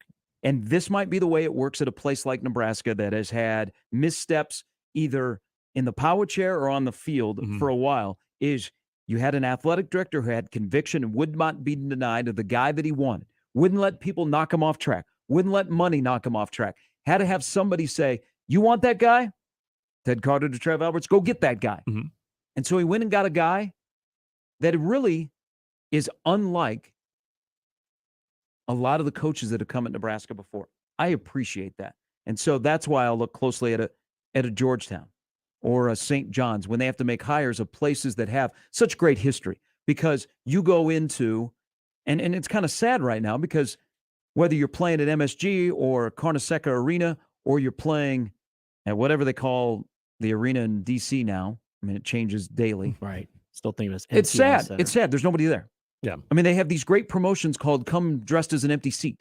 Okay, they do well in that promotion, but I don't think that makes them any money. Right. Okay, those are kind of sad. It's sad to watch Georgetown and St. John's right now. Mm-hmm. And that's part of what made the Big East great back in the day. These big cities, these NBA arenas, it would be full. The basketball would be great. You can't have those programs be bad. But seeing those programs go through a pretty big dry spell too. Again, I kind of relate it back to Nebraska. And to your point about athletic directors, you're not making these decisions one way or the other based on the pulse of the fans. You can't do that. Okay, I think the best athletic directors, heck, even the most average athletic directors understand that. But it does help the decision go over a little bit smoother of whoever the next guy is. When you have connected the past, it has not only not worked out, but it's failed miserably. That then everyone else is kind of open. Okay, it's time for something new. Respect the past, but we need new vision, new perspective. And I mean, that's across the board. It's a perfect example here in Nebraska, but also at places that are historically great basketball brands. Like Georgetown, it's still a juggernaut if you get the right guy. That's still a major basketball brand. There's still a major cool factor that you can tap back into if you find the right person. And I feel like right now it's right because the old way and the connections to the program have failed miserably. So Rick Pitino, of course, with his past, is a polarizing figure. There, no denying in the college game the man can win basketball games. Mm-hmm. Is he a person, a good person that you would take home to your grandma and say, hey, look who I met on the street. It's Rick Pitino. Yeah. Probably not. No. Grandma would have probably a word or two to say. Old man Doug writes in to his own email box. Well, I actually sent it to us, the Equitable Bank inbox. Rick Pitino is trash, and I don't know what he did with his face. Whoa. Should have probably read that before. If you are saying Pitino should be St. John's coach, then you're saying Nebraska should hire him if Fred is fired. He's the same as Urban Meyer. I'm getting a lot of response here. Would Nebraska hire Rick Pitino? So for St. John's, which has for over a decade been a shell of itself. A long time. I mean, look at, they went Norm Roberts, Chris Mullen, Mike Anderson. Mm-hmm. And I really wanted Mike Anderson to work, but God, I thought it could. They've got a disease of losing right now. Yep. So you are at St. John's, which you would love to be back in the 80s and the 90s. Okay, when people across the country were talking about St. John's.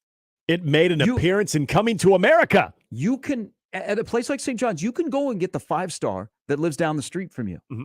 Okay, you can recruit. You can attract talent. You're in the portal age. New York City, yes, you can attract. But you know what? To bring a program back to national prominence, you need a guy that's walking the sidelines. You also are in a market and a conference which you have been past. Yeah. And the gap is getting wider. What do you need to bring national prominence and attention to your program? Rick Pitino. I mean, the guy has a nice little track record of recruiting in New York City. He is a winner on the floor as a college basketball coach. You would have to, and that's why I prefaced it when we started this discussion. Mm-hmm. If you're St. John's, you would have to check a couple of things at the door if you went down this path. But you don't think that coaches, whether in the Big East, whether they think he's slimy or not, and how slimy individuals he would put on his staff, you don't think they would go, dang. Man, they would. Man, they're going to win. Especially in the Big East. They're going to find a way to pay and get dudes. Yep. Because the things that Rick Pitino was, booted for, other than there was the prostitute incident. But as far as impermissible benefits, a lot of those things, they're legal now. You can incentivize your recruits now. Well, you're not supposed to incentivize them from coming from another team, but you can reward them financially.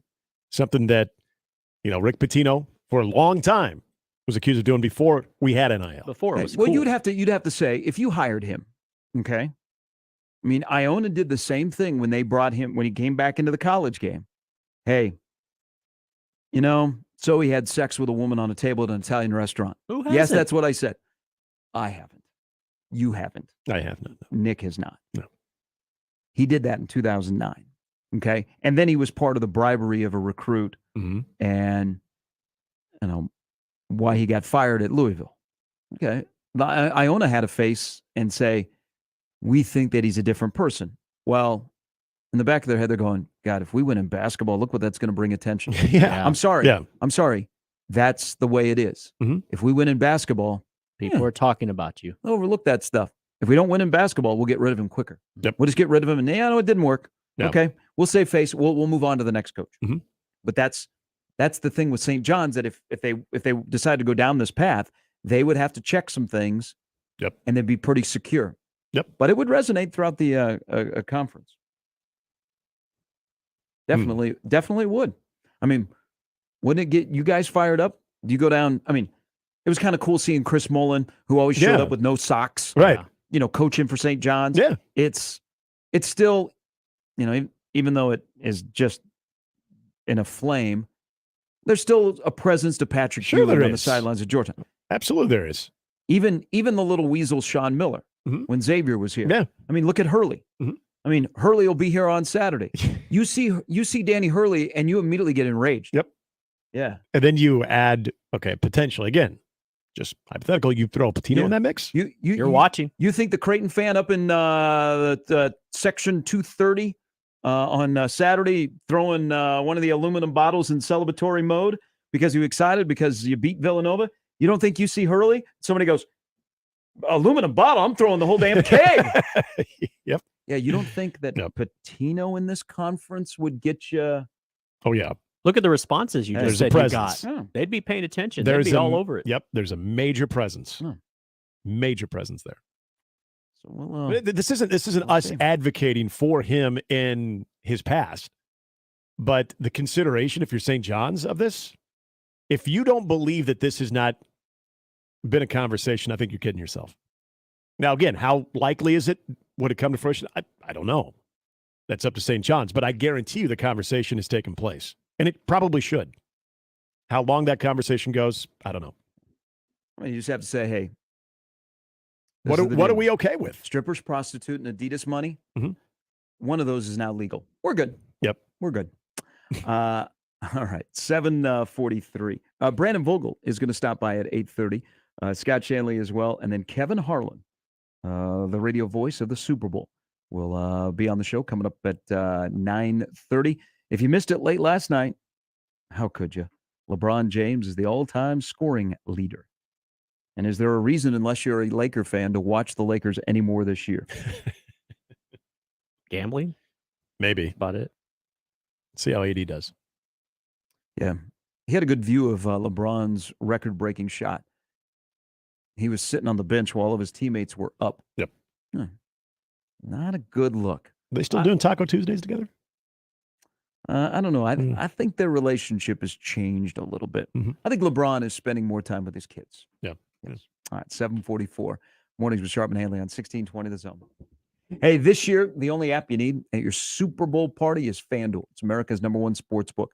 Just download the FanDuel now and use promo code ZONE, and you can bet the Super Bowl 57 with a no-sweat same-game parlay. You'll get up to $3,000 back. Yeah, I did $3,000 back in bonus bets if your first bet doesn't win. FanDuel lets you bet on everything, from the money line to the point spreads to who will score a touchdown. Yeah, and speaking of that, Sharpie, you're looking at the one that I'm really intrigued, the over on 50 yards between the two quarterbacks rushing, and Jalen Hurts and Patrick Mahomes, one of many that you can check out. And it's all in the top-rated sportsbook app that's safe, secure, and super easy to use. Best of all, you can get paid your winnings instantly. So join FanDuel today with promo code ZONE to claim your no-sweat first bet on Super Bowl 57. Make every moment more with FanDuel, official sportsbook partner of the NFL. 21 plus and present in Iowa. First online real money wager. Only $10 deposit required. Refund issued as non-withdrawable bonus bets that expire in 14 days. Restrictions apply. See full terms at FanDuel.Sportsbook. Gambling problem? Call 1-800-BETS-OFF. Gary Sharp, Nick Handley, and Jimmy Chavez. Mornings with Sharp and Handley. Weekdays 6 to 10. On 1620 The Zone and 1620thezone.com. Mornings on 1620 The Zone is brought to you by MD West One Orthopedics, Neurosurgery, and Spine. The Connor Happer Show. By the way, guys, corn dogs, not a thing.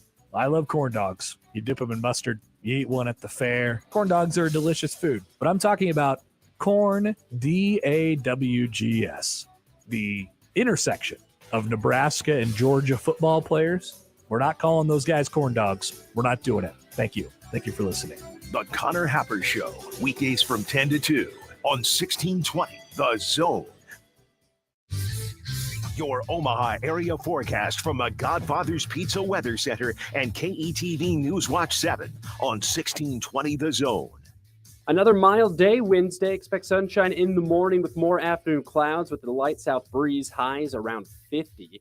Chance for a little light rain and snow overnight, mainly southeast of the metro. Better chance for a light mix in Omaha Thursday afternoon. I'm meteorologist Sean Everson from KETV News Watch 7. Mornings with Sharp and Handley, brought to you by MD West One Orthopedics, Neurosurgery, and Spine on 1620 The Zone. 1620 The Zone. Traffic.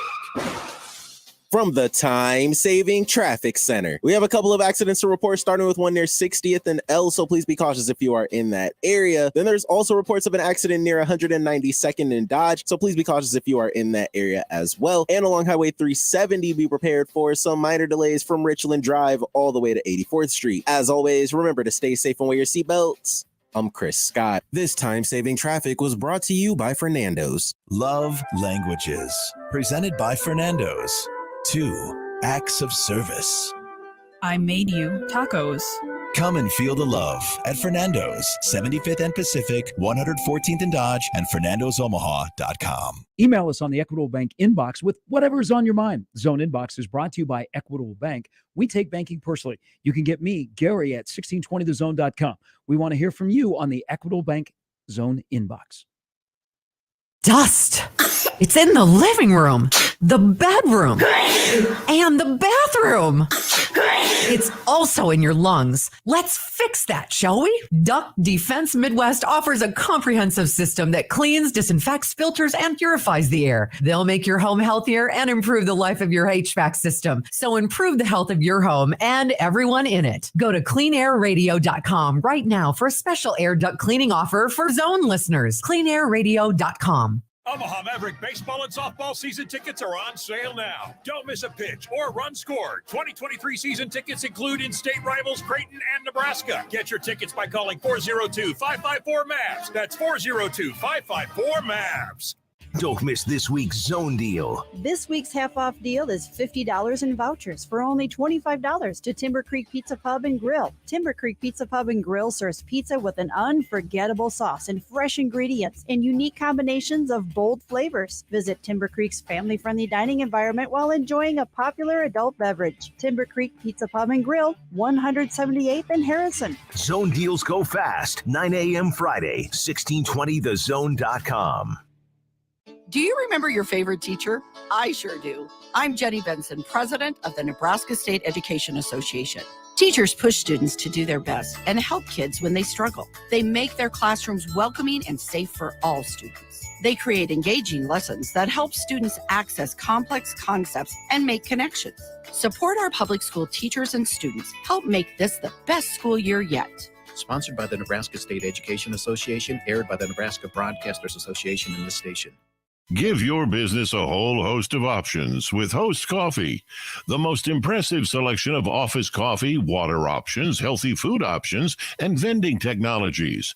Host Coffee, serving you since '72. Be a part of the Host Coffee team today. If you'd like to work for a trusted and loyal family-owned company that understands the needs of working families, Host Coffee has your opportunity. Apply at hostcoffee.net. Check out Kugler Vision's Love Your LASIK savings at KuglerVision.com. Now back to mornings with Sharp and Handley on 1620 The Zone. It's time for the Deuce with Jimmy Chavez on 1620 The Zone. All the headlines you need in 2 minutes or less. The Creighton women made it 5 in a row last night, beating Seton Hall 77-64. For the third consecutive season, the Jays sweep the regular season series over the Pirates. Emma Ronsick leads them with 21 points. Lauren Jensen scored 17. Emma Saunders added 14. The Jays out-rebounded Seton Hall 36-21. Don't look now. They improved to 17-6 overall, 11-4 in the Big East. They're back home Sunday at noon to host Xavier. It'll be the annual Pink Out game at Sokol. So things going very well for the Fighting Flans. Former Creighton baseball player Mark Hinkles, along with his wife Deborah, has endowed the first baseman position, establishing a scholarship for Creighton baseball players. It makes Mark the first former athlete to endow a position at Creighton. The first baseman to be awarded said scholarship is junior Kobe Canales, who transferred to Creighton this academic year. This story is just weird. Aaron Rodgers hopes the darkness will help him see the light about his future. The Green Bay Packers quarterback, for now, said Tuesday on the Pat McAfee show that he will embark on a 4-day, 4-night darkness retreat soon after the Super Bowl on Sunday. He says, I've got a pretty cool opportunity to do a little self-reflection and some isolation. And then after that, I feel like I'll be a lot closer to a final decision. It gets better. He said last summer that he had taken part in ayahuasca ceremonies that can produce hallucinations similar to the drug DMT. He said the darkness retreat does not include the use of ayahuasca. It's just sitting in isolation, meditation, dealing with your thoughts. It stimulates DMT, so there can be some hallucinations in there, but it's just kind of sitting in silence, which most of us never do. We rarely even turn our phone off or put the blinds down to sleep in darkness. He's really looking forward to it. Sounds like Alcatraz fantasy camp that he's going to. I know he got crushed yesterday. I will say this about Aaron Rodgers, and he thinks a little bit differently than yours truly. I'll give him this. For his unorthodox desires, for him to speak openly, good on you. Yeah. Because you know what? If he lived back in the 80s and he was saying this stuff, he would be embraced more because we would call him, wow, that's a unique guy. Yeah. That's a character of the NFL. Yeah. Now in 2022, 2023, we immediately go, that guy's a weirdo. He's a wackadoo. I had to read the story a second time just to be like, huh. Well, it just made me think, as he says there, people rarely do what he was talking about. He isn't. And then I started thinking about my own personal self. Like, how long could I go in just total darkness without any connection outside of my own being? Have either one of you guys ever in your lifetime done a visual deprivation? No. Okay, so it did it once. Okay. It takes you some places which can be very uncomfortable. I've never heard of something like this. Yeah. Well, and I know a lot of people, especially anybody who, is Catholic. I know they have a lot of silent retreats, and it probably goes beyond just being Catholic too. I'm not trying to say anything. When you do the before you get married, you got to go on that little retreat. Yeah. So they do offer that before you get married. When you go to like marriage prep classes, like you can do a men's weekend. It's a silent retreat, and again, I think this isn't just exclusive to Catholics, but I know a couple of friends of mine that do a silent retreat every year, and they swear by it. And it's exactly kind of other than just being isolated in a dark like cabin with nothing. I mean, it's There's zero technology. There's nothing but conversation and in Mother Nature. That's it. I think it would be easier just to go like 4 days and just turn off your phone, Yeah. not watch TV, just hang out at your house. I think that would, for me, that would be a little bit easier. Yeah. Then I could go get my own food. I don't need to have it pass through a slot. But here would be the Right. best part of this story. And again, I'm Aaron Rodgers speaking openly. People are like, okay, I'm good. That I takes, find that it takes a little bit. interesting. Okay, and he's definitely an interesting person that only has one Super Bowl title. And But this one would be the appearance. best. That when he goes on this 4-day getaway, that's when the Packers trade him. Like, hey, let's do this one. He has no contact whatsoever. So then the first thing when he turns his phone on is a lot of messages from the Packers front office in Thompson. So Goose. being Catholic, wife was Catholic. We had to do the whole, you go and you meet the priest. Yep. And then we did we do a retreat? We did- I think we did a 1-day thing, but Yeah. I got off to a bad start. So you go and you meet and the priest was Father Toner, and Yep. he has since passed in Fort Myers, and he was great. He let me be a lector. Nice. Shout out to my local church here that won't let me be a lector What? because they're not sure I have experience. I do. I always wondered- 20 hours of radio. a day. I always Yeah. wondered that. My wife even said once, like, you should do that. You should do readings. Like, I don't know. Over 20 years in broadcasting? No. That's beside the point. But I still donate. We were sitting in front of Father Toner, and he's getting to know you. We were new to the area, so we were joining that church. And he goes through the normal questions, just kind of to get to know you. Mm-hmm. And he goes, "Now, what's your living situation?" Yeah. Oh. And I said, "We live together." Yep. And the look on her face was like, "Oh." No. So it got awkward for a little bit. Yep. Same thing here. And we leave, and she started reading me the riot act. And I go, "You think I'm going to lie to a priest Right. in front of me?" Fair. I go, I had to tell the truth. No, good for you. She goes, "Well, did you see his reaction and how his tone changed and what we had to do?" And I'm like, "We're saving rent." So It's an economical decision. So we went to this 1-day, half-day retreat thing, and that was brought up. Yeah. And I'm like, come on, man. Saving on utilities on a place that we like. That's why we did it. It's a very similar situation that my wife and I had too. And I wasn't Catholic at the time. Now and to be fully transparent, I was never like nudged into it. Like you need to, if you're going to marry my daughter type thing with the father-in-law, they could care less whatever I did. And our relationship with our priest and the parish that we belong to was one that I really liked. So I'm like, you know what? I want to do this, but that's beside the point. But yeah, going through that when the living situation got brought up, and we went in anticipating that question, and we decided, yeah, we're just going to be completely forthright on that. And the tone did change a little bit, but you could also tell that it was one of those questions where he knows the majority of the answers are going to be what you and I would have Yeah, said. they're testing you to They lie are. to the priest. I feel like they are, and it does sort of change it. And he kind of went on and didn't break stride, but kind of went on and said, and I would encourage you to sleep in separate beds if that is the case. But it wasn't like, I didn't feel like scolded. I didn't feel like I was shunned or I was not worthy of marriage in this church because of that. So I appreciated that. And then, yeah, we did the class where we had the option of either doing the silent retreat or I think it was a Friday night and then like Saturday morning class with other people that were going through marriage prep. And, it was a litany of things where there were moments it was very uncomfortable. Yeah. And then we also had a couple, sweetest couple, that then kind of guide you along the way in like more marriage prep. Yeah, we had the Woolers. Man, I'm glad I didn't have to do any of this. This is Well, it might be easier to do what terrifying. Aaron Rodgers is doing. Yeah. Again, the Aaron Rodgers thing sounds like fantasy camp at Alcatraz. Well, and I wonder if they have.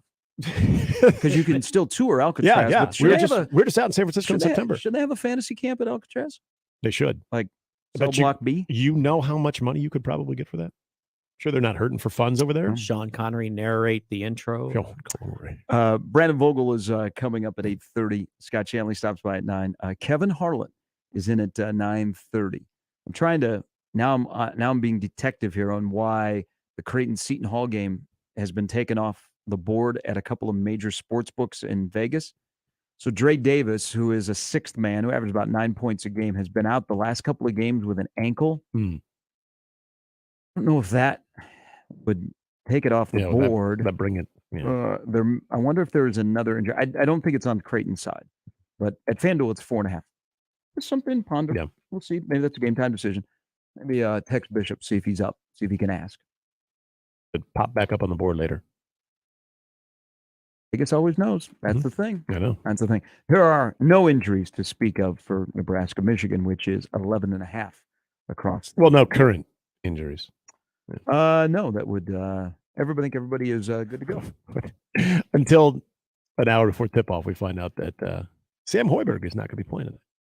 That actually, on this game, I think would be a loss. That would not be good for Nebraska. No. Ken Palm, by the way, has Nebraska's record at 14-17.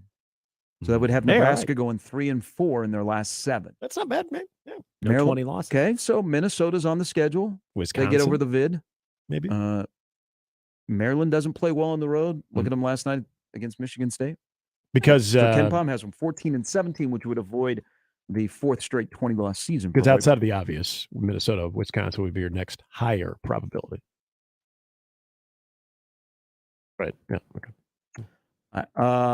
Good lineup the rest of the way. When we come back, so LeBron last night set the all-time scoring record on a bad Laker team. Seems to make sense, right? I'll explain. It's Mornings with Sharp and Handley on 1620 The Zone.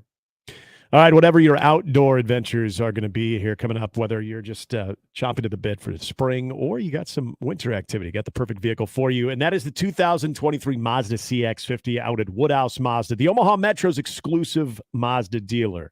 And the crossover, it's got it all from the inside out, especially for those outdoor adventures. The overall comfort, the leg space, if you're someone like me, a little bit taller, it's nice to have. Even if you've got the car seat in there and then all the cargo you might be taking on any of those trips, it is perfect with that size, the space. The outside is a tough, sharp look.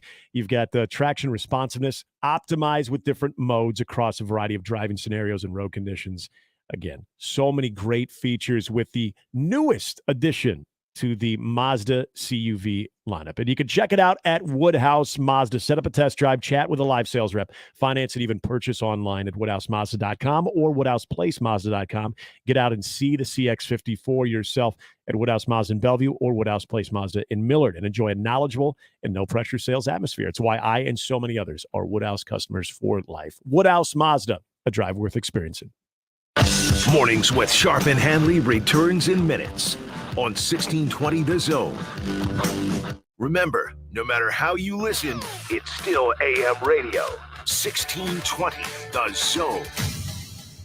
Hey, we all have a system when we bet. You pick the perfect upset. You comb through the numbers, the injury reports, all the information you can get. But there's one thing every bettor should include in their system. That is the responsible gaming tools, which are available for you on the FanDuel Sportsbook. These tools help keep your play in check and under control. There's things like time limits on the app so you don't unknowingly spend more time on the app than you intended. There's even wager limits, which you can set to help you from betting more than you should. And you can even take a timeout if you need that as well, which pauses your account for as long as you may need.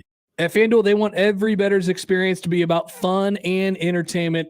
So visit FanDuel.com/playwell to make responsible gaming tools a part of your system. That's FanDuel.com/playwell. That's FanDuel.com/playwell. 21 and over, present in Iowa. Gambling problem? Call 1-800-BETS-OFF. Hi, friends. Kent Pavelka courtside getting ready for this year's matchup between the Average Roofing Companies and the Rooferees at John Higgins Weather Guard. The Average Roofers are just that, average at best, not very impressive. The Rooferees, above and beyond the opponent, more dependable, service that exceeds the norm, good sportsmanship, fairness, and integrity. You know them, you love them, and they're ready to win for you. Make the right call with John Higgins Weather Guard. It's tip-off time with the Rooferees at John Higgins Weather Guard. Welcome to Digital Express. On the Fort Omaha campus of Metropolitan Community College, Digital Express is an inviting space for people to learn and interact with technology. It's a place where multiple generations can feel comfortable, a place where K-12 students can come for support and workshops, a place where families can connect, learn, and create, and a place to ask basic questions about technology and receive low-cost technology repairs. For more information, visit mccneb.edu/Digital Express. Oscar's Pizza and Sports Grill is your home for the big game. Whether it's the pro football playoffs or a rivalry on the hardwood, you'll find all the action on Oscar's upgraded audio-video system. With 40 TVs and massive dual projectors, the game has never looked better. Pair that with their award-winning char-buffed wings and $7.99 Monday through Friday lunch specials. Oscar's Pizza and Sports Grill has everything you need. 173rd and West Center Road, and for takeout at 162nd in Maple. Hey, you got any gum? Yeah, check my backpack. What's this? Oh, that's naloxone. It can reverse an opioid overdose. I decided to always keep it on me after my friend almost died. It saved his life. I'm so sorry. That makes me want to have it with me too. You totally should. Check the pharmacy. It was actually really easy to get and it's easy to use. I definitely will. Thanks. Paid for by the CDC. Sponsored by Nebraska DHHS. Aired with the Nebraska Broadcasters Association and this station. Mornings with Sharp and Handley on 1620 The Zone and 1620thezone.com with Gary Sharp and Nick Handley.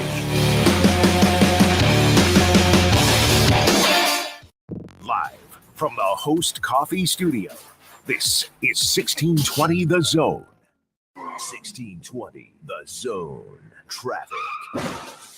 From the time-saving traffic center, we have a couple of accidents to report, starting with one near 60th and L, so please be cautious if you are in that area. Then there's also reports of an accident near 192nd and Dodge, so please be cautious if you are in that area as well. And along Highway 370, be prepared for some minor delays from Richland Drive all the way to 84th Street. As always, remember to stay safe and wear your seatbelts. I'm Chris Scott. This time-saving traffic is brought to you by Saul's Jewelry and Loan. There's a lot more to love for a lot less at Saul's Jewelry and Loan. Now through Valentine's Day, get 50% off a huge selection of jewelry. Heart-shaped jewelry, gemstones, everything you need to show your love. Some exclusions apply. See store for details. It's the Celebration of Love sale with 50% off jewelry at Saul's Jewelry and Loan. For unmatched cardiac expertise, put your heart in the right place with Nebraska Medicine, where you'll find the most heart advances in the state. Telehealth appointments to make your care even more convenient, and a genetics clinic to help avoid future heart issues. With multiple locations, our world-leading care is just a heartbeat from home. For matters of the heart, this is where you begin. Visit nebraskamed.com/heart. Home is with you wherever that may be. Hi, this is Doug Nodgard with Equitable Bank. Great service never goes out of style. When the digital age dawned, many said computers would be able to handle many of the interactions that used to take a person. Boy, were they wrong. How many times have you called your bank and gotten a recording to press 1 or 2? Not at Equitable. Not only does Equitable answer your call on the first ring, it's answered by a human being. That's because Equitable Bank values its customers. Equitable Bank, we take banking personally. Member FDIC. Join Genesis Health Clubs today for just $10 and save $20 per month every month with no contract. Hi, I'm Rodney Stephen, owner of Genesis Health Clubs, here with the secret to healthy fitness habits. It's true that there are plenty of people who manage to stay consistent with exercise over lunch or after work, but the real secret is scheduling exercise into your daily routine. Pick a time, and that is your time to exercise. What is more important than your health? Nothing. So what time are you working out tomorrow? I'm inviting you to give it a try by joining Genesis Health Clubs for just $10 and save $20 a month, all with no contract. Whether your exercise is at 6 a.m. or 6 p.m., schedule your exercise because it's the most important part of your schedule. And now life's little interruptions won't stand in your way. My dad always told us, don't put something off till tomorrow that you can do today. Make today your day for better health. Come into any Genesis location or go online and get started for just $10 and save $20 per month with no contract. Go to GenesisHealthClubs.com to get started today. My milkshake brings all the boys to the yard, and they're like, it's better than yours. Spilled your milkshake? Quick, the quicker picker-upper. Bounty picks up spills quicker. And each sheet is 2 times more absorbent, so you can use less than the leading ordinary brand. so you can get back to your milkshake. My milkshake brings all the boys to the yard, and their life is better than yours. Bounty, the quicker picker-upper. Your 16th ranked Maverick hockey team is back in action and competing for home ice in the NCHC tournament. With your help, they've won 6 conference home games in a row and are top 5 in attendance nationally. Omaha Hockey has 2 home series left. Colorado College, February 10th and 11th, and the home season finale and senior weekend with top 10 ranked St. Cloud. Get your tickets now and let's rock the Baxter. Get your tickets now by calling 402-554-MAVS or by going to omavs.com/tickets. Tickets for less. Best seats, best prices, no per-ticket fees. Ticketsforless.com. KOZN Bellevue, Omaha, Council Bluffs. This is 1620 The Zone. And we're back. Mornings with Sharp and Handley. Here's Gary, Nick, and Jimmy on 1620 The Zone. Halftime brought to you by Hearth Cigars and Pipes Lounge, just off 680 and 48th Street, next to Cubby's. It's Hearth Cigars and Pipes Lounge.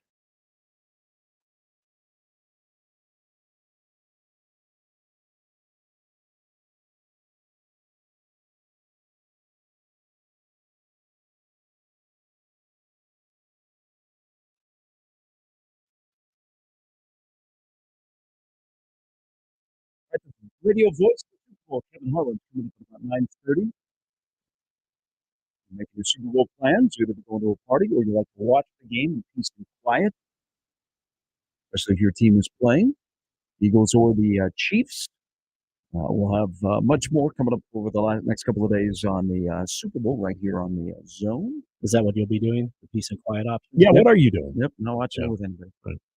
I respect that. Watch Understandable. Probably we'll watch it with Rachel. Well, yeah. Because she's used to when I watch Chief games, they're either in person or on TV. So, I mean, I do some different things. Sure. So I don't want to be around people. No, I totally understand it. Yeah. Totally understand it. The Super Week here on the Zone brought to you by the NDOT Highway Safety Office and Dollar General Distribution Center in Blair. Brandon Vogel at the bottom of the hour. Scott Shanley as well. Last night, LeBron James breaks the all-time scoring record on a bad Laker team. Kobe Bryant, bad Laker team when he was breaking records in his last year. Isn't longevity miserable? We get excited for our athletes that play a long time, and especially athletes that play with your particular team for a long time. Mm-hmm. Like George Brett, glad he was always a Royal. Joe Mauer, glad he was always a Twin. And how long they played, and they played with one team. And especially now, this day and age where free agency is more prevalent, guys jump around. We mentioned yesterday, Sue is on to his 5th NFL team in 13 years. But longevity can be miserable. LeBron breaks a record on a bad Laker team. Jimmy will remember this. Emmitt Smith, when he broke Walter Payton's record, they lost. They were a 5-11 team in 2002. That was awful bad. Team. That was a bad Cowboy team. Led to Bill Parcells the year after. Wayne Gretzky. When Wayne Gretzky passed Gordie Howe, that was a bad Kings team in the early 90s. Mm-hmm. You remember how bad the Giants team was when Bonds broke the record? Yep. They were 14, 15 games under 500 at the time. That was not a very good team. Even like Greg Popovich. Then when Greg Popovich passed Don Nelson, that was a well below 500 San Antonio team. Yep. And Pop is still going at it. But what I'm getting at is look at longevity can be miserable. Yeah. Bobby Bowden, long career, successful career. Mm-hmm. But look at the end. Yeah. When he was breaking records for wins, look Florida State all of a sudden was a 7-6 team. Joe Paterno, even though the year that Paterno got axed, I think the Penn State team at the time weren't they like 8-1? Yeah, they were pretty good. When Nebraska went to play there, that was a Penn State team that was 8-1. But the year before, that Penn State team was not very good. Right. And you were starting to think, oh, Joe Pa doesn't have it. The person that did it right was Tom Osborne. Yeah. Got out with the getting was good. Hang around, break records, and all of a sudden Nebraska football is 6-6 now. I don't know that it would ever gotten to that point with T.O., but longevity can be miserable. You break records and you have a place in history, but you're on bad teams. Yeah. I would even say the year McGuire set the first, when they surpassed Maris and you had, the Cubs and the Cardinals going back and forth. What's always kind of forgotten in that season is Cardinals weren't very good. Cubs were, I think, like a 90 win team that year, but Cardinals weren't very good.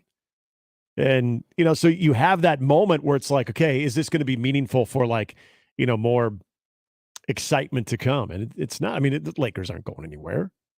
You see this a lot. Like, I would say it almost feels very rare that you get that sort of going out in a blaze of glory, whether it's where you are in your career and you have that fortune of being with a good organization that can provide you that moment. I always think of Peyton Manning.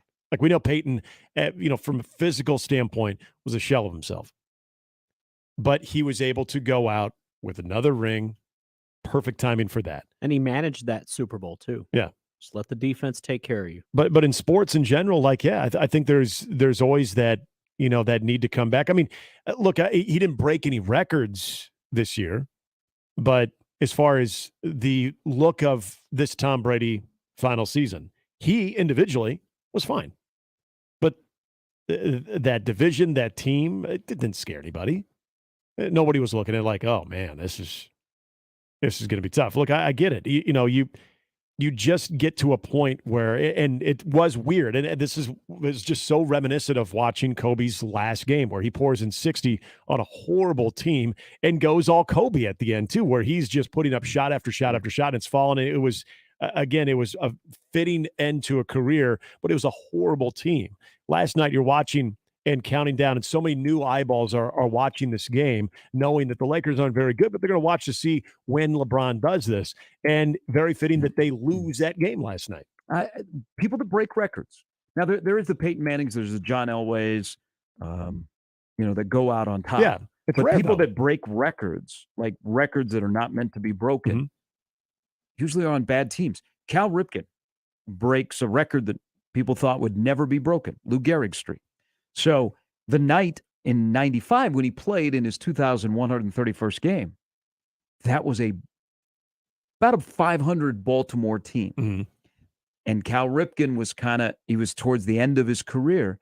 Longevity can be miserable. It is so rare to be like Walter Payton. So Walter Payton, when he broke Jim Brown's rushing record, that was a really good Bears team. Then you saw what happened the next year. Yeah. And it wasn't, and then that Bears team continued to be pretty good for the next couple of years post 85. Mm-hmm. That is so rare. You get more, I'm LeBron James breaking a record on a bad team more than you get Walter Payton is breaking a record on a team that is contending for a championship in your respective sport. Mm-hmm. It's just sometimes longevity can just be miserable when you are one of the best and you're going to break a record. Biasly speaking, because I can't leave him out of this discussion, David Robinson retired an NBA champion. I mean, he had MVP next to him and Tim Duncan, who at the end of his career, the Spurs were still winning. They had the best record in the league that year before they lost to the Thunder. However, he always said till the wheels fall off. He had one bad knee. By the end of that last year, he had two bad knees, and it was rough to watch because he was getting 2-3 points sometimes in some games. There was one game he only scored one. Actually reminded me of Kareem, his final year, where his stat sheet was, Pat Riley would call plays just to get him in the book. It can be rough to watch your heroes at the end. And then if they're on losing teams, even more so. Good moment last night. I'm glad they stopped the game. They stopped the game for McGuire. They have the famous picture of him and Sammy Sosa celebrating the home run record. They've stopped it for other things. They stopped it last night. I thought maybe the speech was a little bit much. They could have saved that for after the game. Yeah. But I'm glad that they stopped the game and they honored the accomplishment. Anything like that, though, in my book, will never top the night of Cal Ripken at Camden Yards. So once it became official that he played, the game was official and it counted as another start or another game played for Cal Ripken. I think that is one of the best celebrations in sports because first of all, you know how much it meant to Cal Ripken. He had played his entire career in that uniform, Yeah. and that was his town. And then for him to run around the track, celebrating with the fans. Now that was really, really cool. I mean, could we have seen LeBron last night run around and, all the people that paid, $100,000 Right. to sit courtside? No, he did go over to like what Jay-Z and some of the other Did celebrities. he get over to Denzel? I don't know if he did. I did not see that. Or Shannon Sharp, who you could not miss last night. I'm just glad he was on his best behavior. Yeah, he's nice. Yeah, you made me think of the Joe Paterno one of when he got win number 409 and that team, because that was his last win. And that team, you're right, because when they lost Nebraska, I think that was their second loss, but that team wasn't great. I mean, it wasn't like, some of your better Penn State teams. So even with the record was okay. Yeah, you weren't looking at that Penn State team as like, oh, this is one of his better ones too. And there was, you could see Penn State. There's a reason that a couple of, separate occasions that they suggested, Joe Pa, it's time to hang it up, because that program, overall, what its standard was when it came to, again, on the field product was declining under Joe Paterno.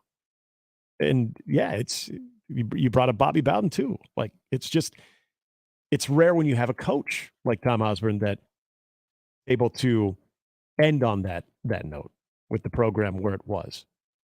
Yeah, last night. Because you're not going to pay much attention to the Lakers from here on out. No. You didn't.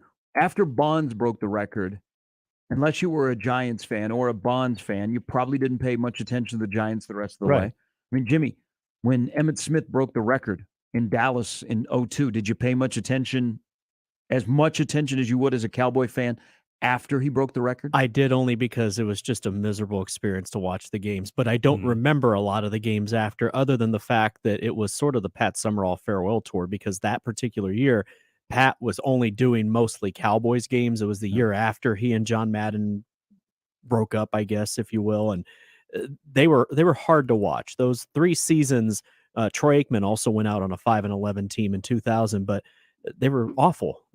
If you go back and look, it's actually a miracle they were 5-11, because they were a bad team. But even so McGuire, you were probably watching the Cardinals just to see where he would, where the number would finally be set. Yeah. But as far as anything, that had any postseason implications, you already knew that. I mean, even when he surpassed Roger Maris, you knew that. Well, that's completely secondary. Yeah, because they were, as you alluded to, I think Cardinals maybe finished a couple games over 500. The Cubs did win 90. Yeah, they made playoffs that was in the 98. Year, that was the year the Astros ran away with that division. The Astros were like a 102-win team. Yep. Then Kevin Brown happened in the LDS. Coming up, Brandon Vogel from Hail Varsity will join us. The 1890 Initiative just announced a new relationship with Nebraska baseball. So they are taking care of football, volleyball, and now baseball at Nebraska. Didn't say anything about basketball there. Interesting. Oh, well, that's the other collective. For baseball, that's a bonus for Will Bolt, because they have to compete against major league money at times. Yep. All right. Brandon Vogel is going to join us next. Scott Shanley and then Kevin Harlan in about an hour. You'll hear Kevin and the entire Westwood One crew on Sunday right here on The Zone for Super Bowl 57 between the Chiefs and the Eagles. And Kevin Harlan is going to be very biased, and that's okay, because he's a former voice of the Kansas City Chiefs prior to Mitch Holthus. That's okay. They had Wayne Larrabee, Kevin Harlan, and now Mitch Holthus. You talk about a franchise that's been blessed in that department. That's 40 years of just amazing broadcasting. First time I met Kevin Harlan, he was doing Missouri basketball against Drake at Vets Auditorium. and the only reason I knew of Kevin Harlan because I listened to 980 out of Kansas City, because they had a big stick at the time. And in Des Moines, as a kid that wanted to be in radio, I was a little kid and I listened, and he had the great voice. And so when Mizzou played at Drake, all I wanted to do was to go meet him, and I actually got his autograph on a Drake Bulldog program. Really? Yeah. Wow. Right.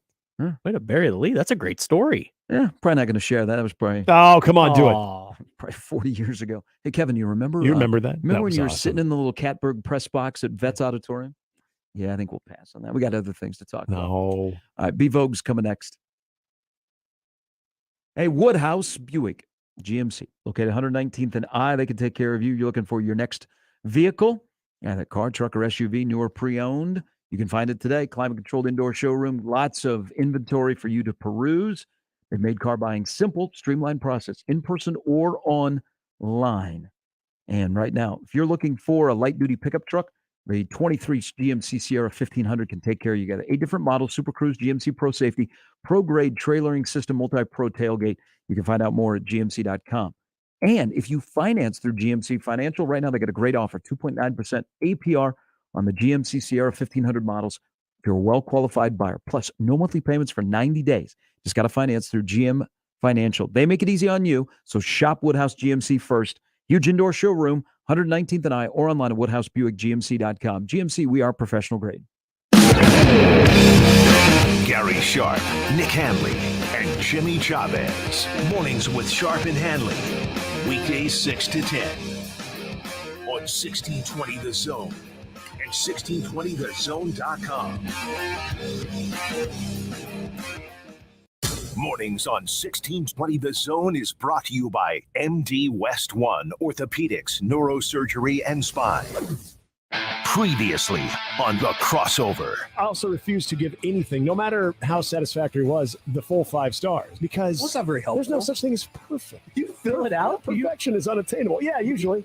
What? I don't know. I feel like I'm helping. They don't. But you're not helping if you're giving them 3 out of 5 stars. You're only helping if it's the maximum score or a 0. Mornings with Sharp and Handley. The Connor Happer Show. Unsportsmanlike conduct. 6A to 6P. 1620. The Zone.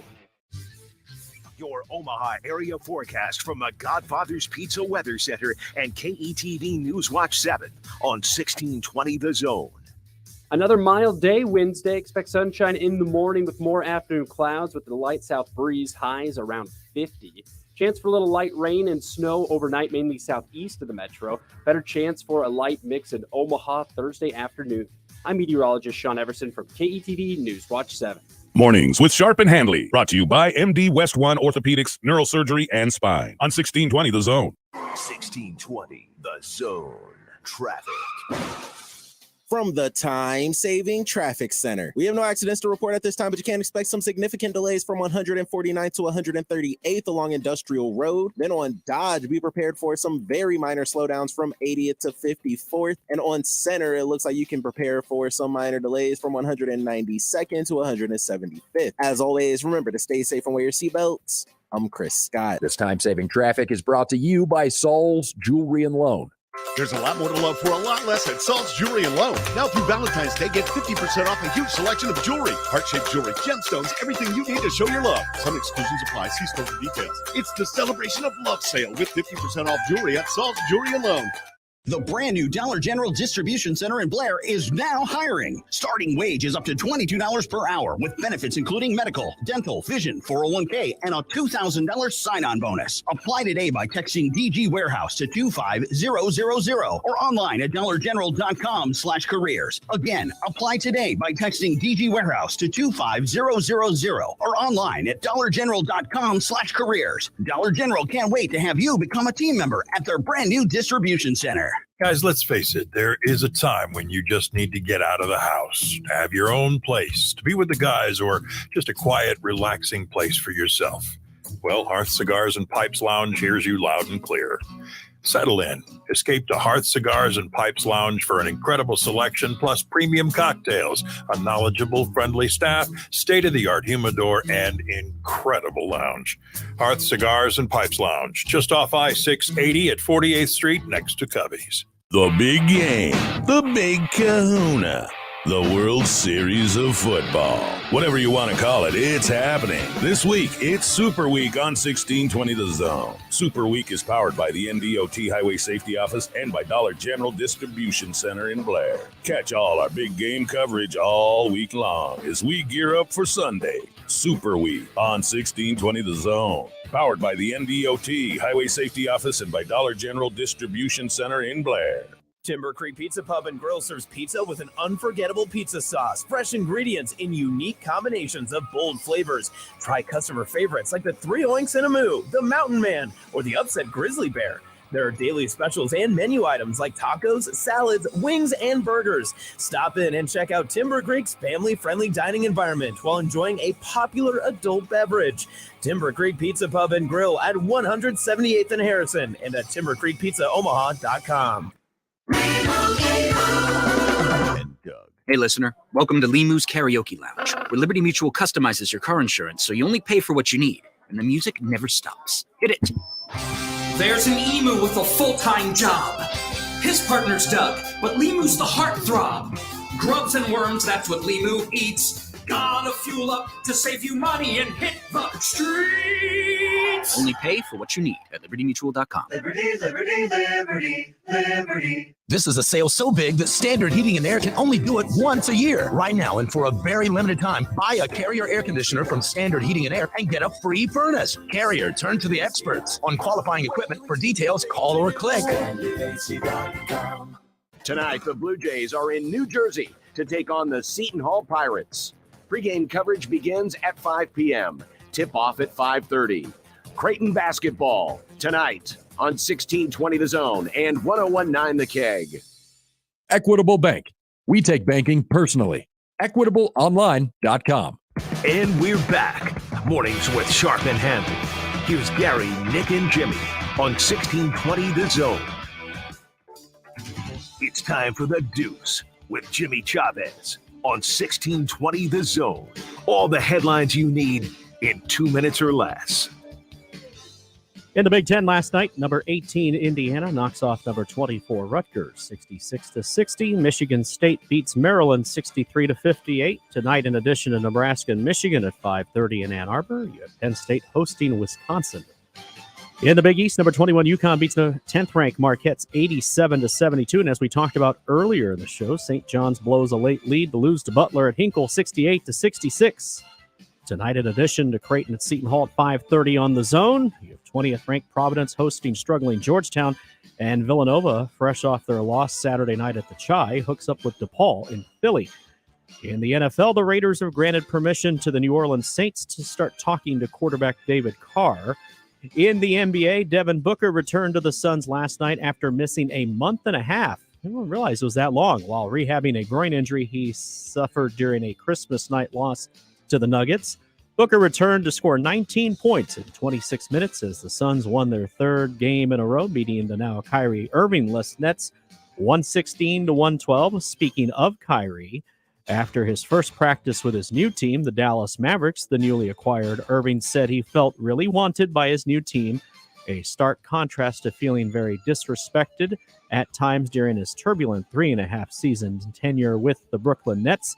He said he felt very disrespected, not celebrated, and just tolerated. I'm sure all people who believe the world is round felt the same. The Nets granted Irving's request to be traded by agreeing to a deal on Sunday that sent him to the Mavericks along with forward Markieff Morris. In exchange for guard Spencer Dinwiddie and forward Dorian Finney-Smith and an unprotected 2029 first-round pick, as well as 2 second-rounders. And one more trade, Gary's Miami Heat trade center Dwayne Dedmon and a 2028 second-round pick, as well as cash considerations to his first team, my San Antonio Spurs. Pretty much what I think of that. Yeah. People remember Dwayne Dedmon had that incident a couple weeks ago with Coach Sproul, and threw a massage gun. And trade deadline tomorrow. I expect Nick 4 hours of NBA trade talk. You know, speaking of trade deadlines, I'm a little bit more this year, a little bit more concerned about the NHL trade deadline, when Patrick Kane. Which will be something to watch. There's already Horvat getting traded the other day was a monster trade. Congratulations, before we get to Brandon Vogel, Kip Colony last night over at Scott won his 500th game. Girls basketball coach. Tip of the cap to Kip. He was the girls basketball coach at Millard West when I was there. Yeah, he was. And he is a fantastic person. I love Kip. Was he at Millard West for? Millard South and Millard West. But he was at Millard West for almost 20 years. Yeah, very long time. In fact, because I know he's been at Scott for 5 years. When I saw him resurface at Scott, I was like, oh my gosh, that's like the end of an era there. But yeah, Kip, great man. Known him a very long time. That's awesome. Here is Brandon Vogel from Hale Varsity. Good Wednesday morning, sir. How are you? I'm doing great. How are you guys? Good. I could not wait to talk to you after what Iowa announced the other day about Brian Ferentz's reconstructed contract with some metrics, because you are the numbers guy and you have a good eye for offense. And I think we're in agreement that points per game is not necessarily the way to judge if an offense is good or not.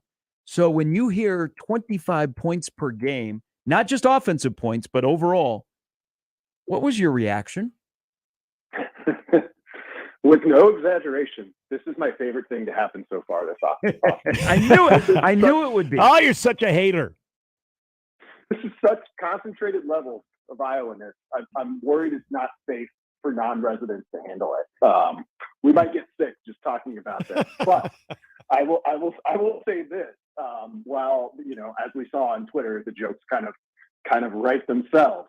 To Iowa's credit here, if they average 25 points a game, like a down Iowa defense might give up 20. They haven't given up more than 20 points a game since, I think, 2015.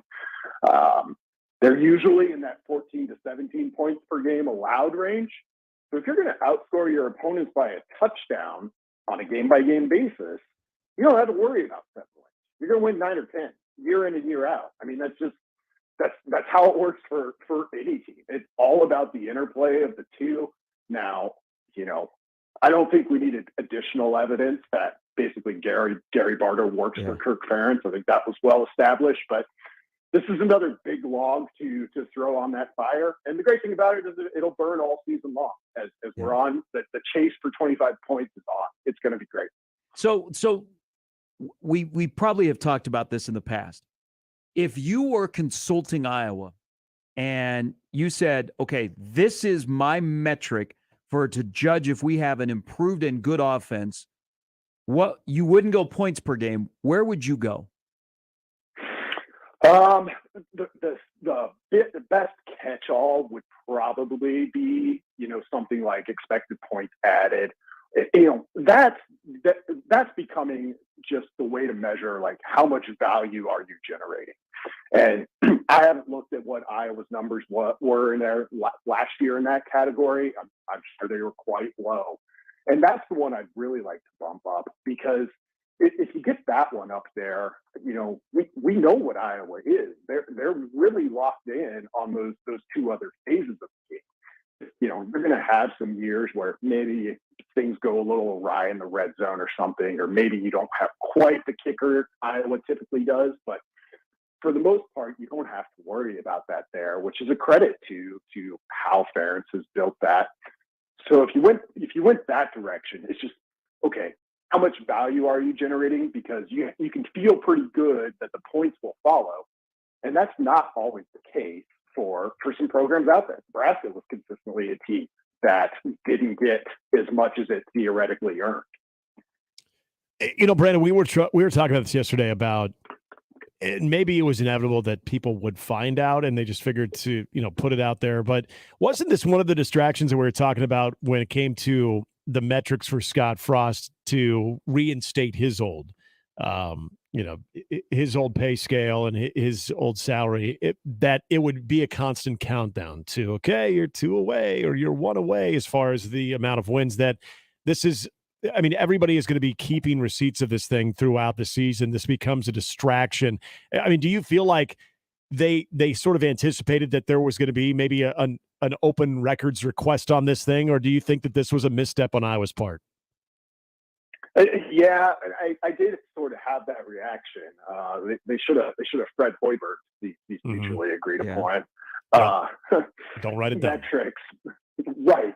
But I think they probably had to know that they were going to take it on the chin here a little bit, and I guess credit there for just saying, yeah, we're going to do it, because once you get past the Twitter jokes and everything else and all of the stuff I said at the top of this segment, you get right down to it, and it's like, yeah, it'll work. Like, it's a realistic number to hit.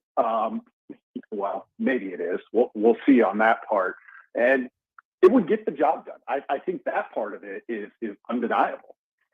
Hey, as you started to dive into Temple and Baylor stuff with Matt Rule and what he wants to do. And we're kind of getting an inkling now hearing Marcus Satterfield talk and Matt Rule in what they want to do offensively. Will it be more of what Rule did at Temple over Baylor, or a combo or both? Or will it feel more like a Big Ten West offense? I got to say, it's been interesting. I don't know if I have a great feel, because looking at sort of Satterfield's footprint at South Carolina primarily, they weren't all that run heavy. I mean, because that's been the constant drumbeat. It's like, we're going to run the football. We're going to run the football. And, kind of goes to the discussion about points per game in Iowa a little bit. Well, what does that mean? It doesn't necessarily mean you got to run the ball 66% of the time, which I think Minnesota did in 2022. You can be pretty evenly split. And if you're just running it effectively, if you can get done what you feel like you need to get done, then it opens up everything. So I think they're going to be pretty balanced by the time we get to it. It might feel a little bit run heavier. Well, I think it almost definitely will over the past couple of Nebraska seasons. But I kind of go back to Satterfield, before talking about running football, said, hey, this is going to be a pro style offense, all the huddle talk. That's kind of what I'm expecting to see a little bit. Maybe not quite as wide open as it was at Baylor a little bit, but then again, that was one of the stops where Satterfield wasn't the OC. So I think we all can agree there's going to be a lot of double tight sets. I don't know that they're going to be going 4 to 5 wide, but in terms of what's your inkling with Jeff Sims and Casey Thompson, how they'll handle the quarterback run game, because they definitely need some element of that. And Sims, of course, has given you that element, what we've seen at Georgia Tech. How much of that do you think they will incorporate? Yeah, that's another piece of it too. That stood out. I guess after Satterfield said plainly, you got to have a piece of that, and I think that's a little bit of why Sims might be here. You got somebody like Logan Smothers who has the ability to do that from the run perspective. Chubba Purdy, in theory, does, but that's another wrinkle where I'm not quite sure how it fits. I mean, I think this type of offense, the too tight pro style kind of approach, I think both Casey Thompson and Sims, maybe to a slightly lesser degree, are capable of doing it that way. But how do you involve the quarterback run game with sort of these very basic strictures that we've had outlined for us so far in just one opportunity with Satterfield? I honestly don't know a ton, because QB run wasn't a huge part of either of the previous two stops. And Brandon, without kind of knowing what Eric Gilbert will look like and what the tight end position is going to look like, I know there's always been talk about just what Satterfield was able to do in the South Carolina offense when they were kind of in the skill position, a little bit more hit with injuries, that they had to just kind of utilize multiple tight ends. Is it the expectation, and maybe we need to sort of hold off on it, that there's going to be this major presence with multiple tight ends in this offense? Or, I mean, do you feel like that is a safe assumption at this point? I mean, I think it's where they want to be. The question then becomes for, I think, all of us as we head towards spring football is, who are those tight ends going to be? You can look at who you think that you want them to be in terms of talent and athleticism. Eric Gilbert, and it sounds like, it doesn't sound like his measurables are off the charts. Mm-hmm. We know where Thomas Spadoni came in, but you got to see those two guys play consistently. So I think that's still a big wrinkle for me when you look at that tight end room. Not a lot of easy answers for me. And one of the things that I feel confident about this staff at this early stage is they're kind of they strike me as we'll figure out what works. And that seems simple. It kind of seems like the job itself, but as we've seen at times at Nebraska and other places, it can be not simple. It can be pretty complicated to just get to this isn't what we want to do in theory, but it's what we can do right now. How much also on that line of thinking, how much do you think that'll also factor into their roster construction for 2024 as they go through the Big Ten and they realize what works and doesn't work, and I know that 2 new teams are going to join in USC and UCLA, but how much of an impact do you think the first trip around the Big Ten will affect how they approach the offseason for next year in what players they're targeting? I think it'll have a pretty big impact. And, every staff, when they come in and enter a new conference, they do their due diligence. They look at the studies, the tendencies, but it's just, and I think this is true for any conference, but it might even be a little bit more true for the Big Ten. It's tough. It's tough until you've gone through and done it. Talk to some of those coaches that were on Bo Pelini's staff when they made the transition, and they'll tell you how tough it was. And I think it's that way. I mean, even this last staff in Nebraska dropped in from AAC largely, and it was probably tougher than expected, I think, if you ask them now. So I'd expect that to still be the case. It's a little bit different with rules, history in the league as a player, but it seems inevitable to me that the learning curve will probably remain pretty steep, no matter how much you try to flatten it out. Real quickly, too, on the recruiting front, with Dylan Raiola, and again, we know that this is always going to be top of mind for everybody, especially with winter conditioning, winter workouts, and spring ball coming up. Dylan Raiola, we know, is set to be here very soon.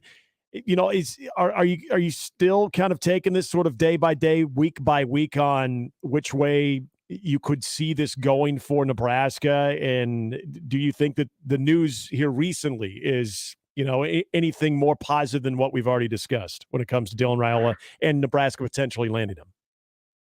Yeah, I'm still pretty day by day with that. I mean, for Nebraska to even be at that point, to be in the discussion again, I think is a major achievement for this new staff early on. And I do think they're right there.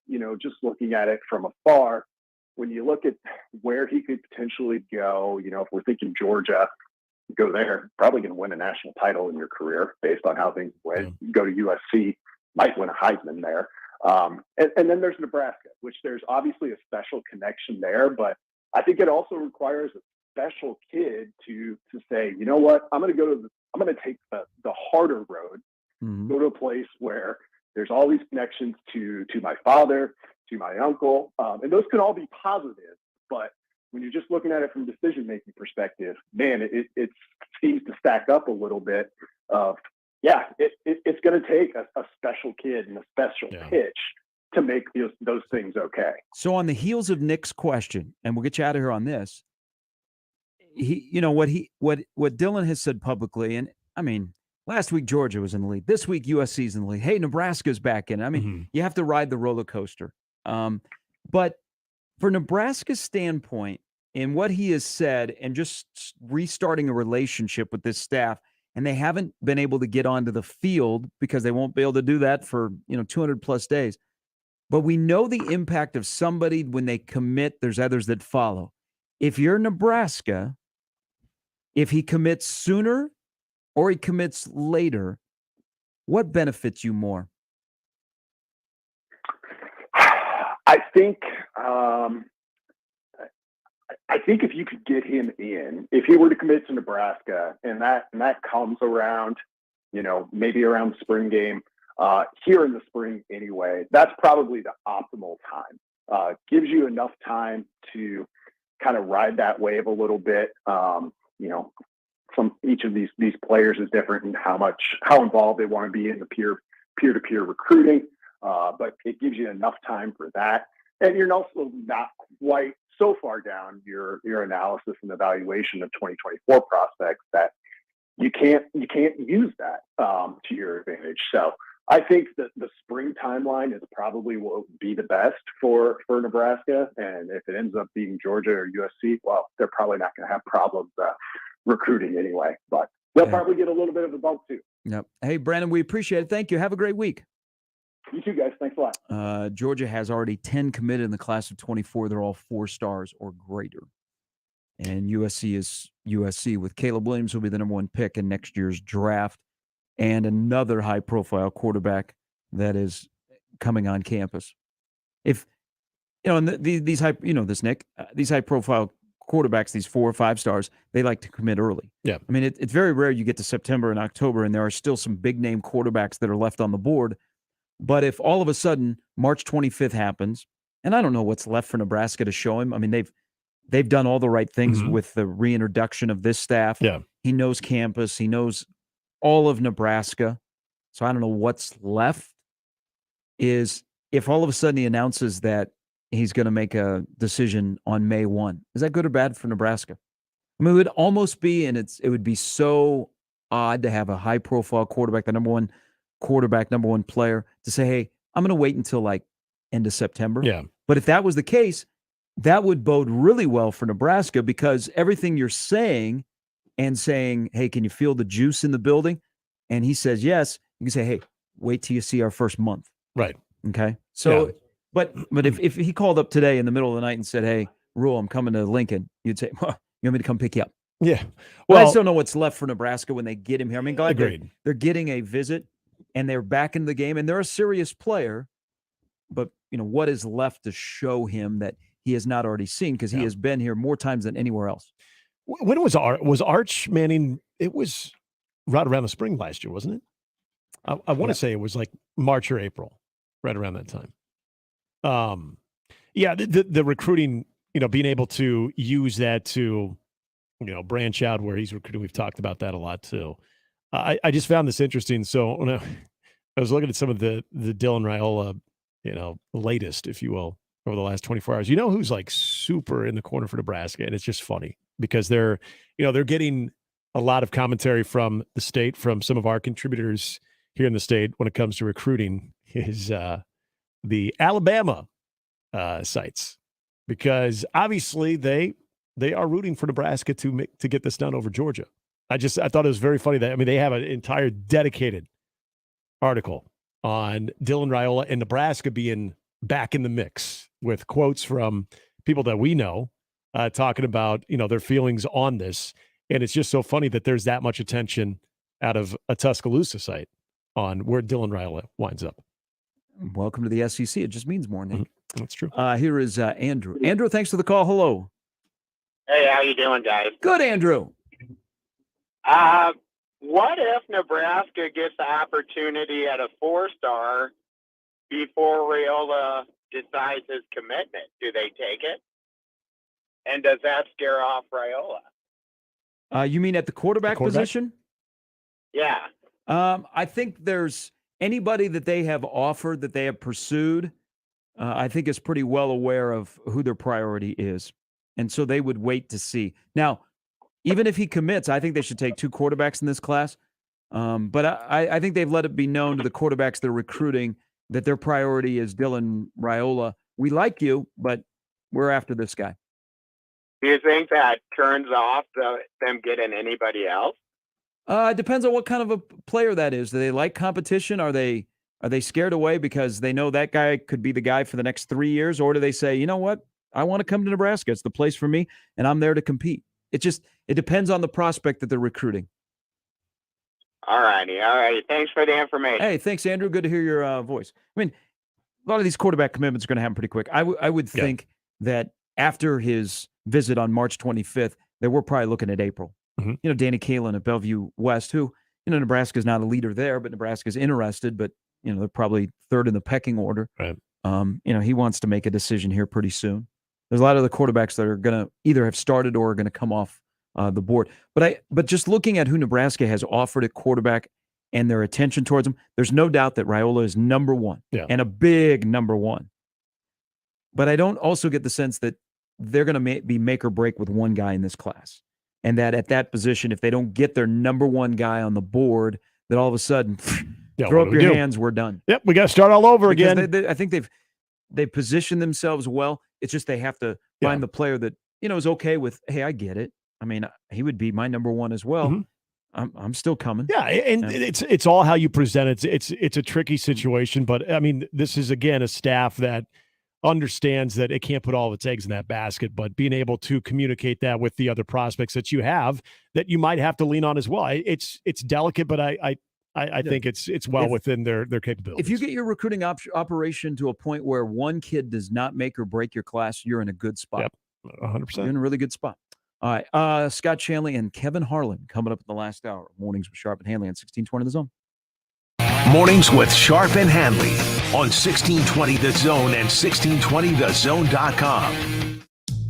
The best way to catch all the action is on 1620 The Zone. And no line for the bathroom. Creighton Sports Update. Creighton men's basketball is back at CHI Health Center next Saturday as they host the UConn Huskies. Tip-off is set for 1 p.m. Limited tickets are still available online at gocreighton.com/tickets. That's Creighton versus UConn next Saturday at 1 p.m. And that's your Creighton Sports Update.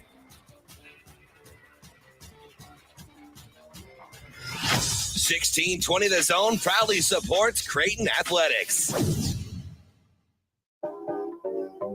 Join Genesis Health Clubs today for just $10 and save $20 per month every month with no contract. Hi, I'm Rodney Stephen, owner of Genesis Health Clubs, here with the secret to healthy fitness habits. It's true that there are plenty of people who manage to stay consistent with exercise over lunch or after work, but the real secret is scheduling exercise into your daily routine. Pick a time, and that is your time to exercise. What is more important than your health? Nothing. So what time are you working out tomorrow? I'm inviting you to give it a try by joining Genesis Health Clubs for just $10 and save $20 a month, all with no contract. Whether your exercise is at 6 a.m. or 6 p.m., schedule your exercise because it's the most important part of your schedule. And now life's little interruptions won't stand in your way. My dad always told us, don't put something off till tomorrow that you can do today. Make today your day for better health. Come into any Genesis location or go online and get started for just $10 and save $20 per month with no contract. Go to GenesisHealthClubs.com to get started today.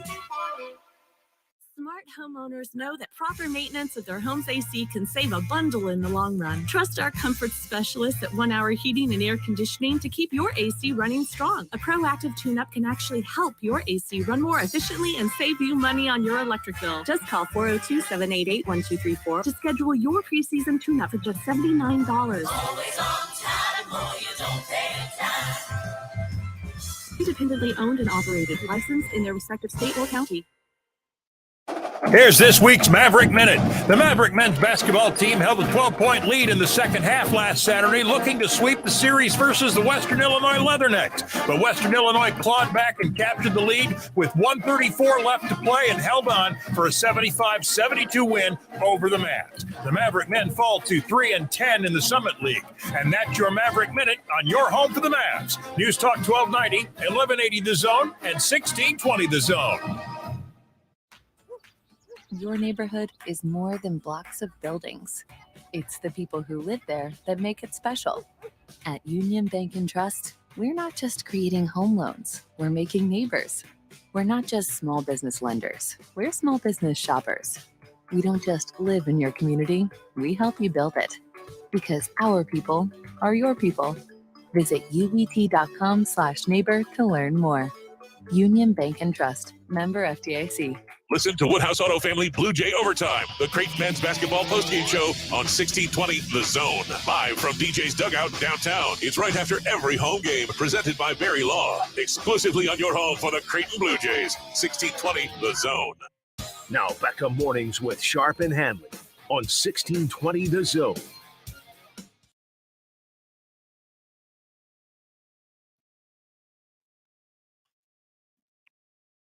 I had some good high school games around town last night.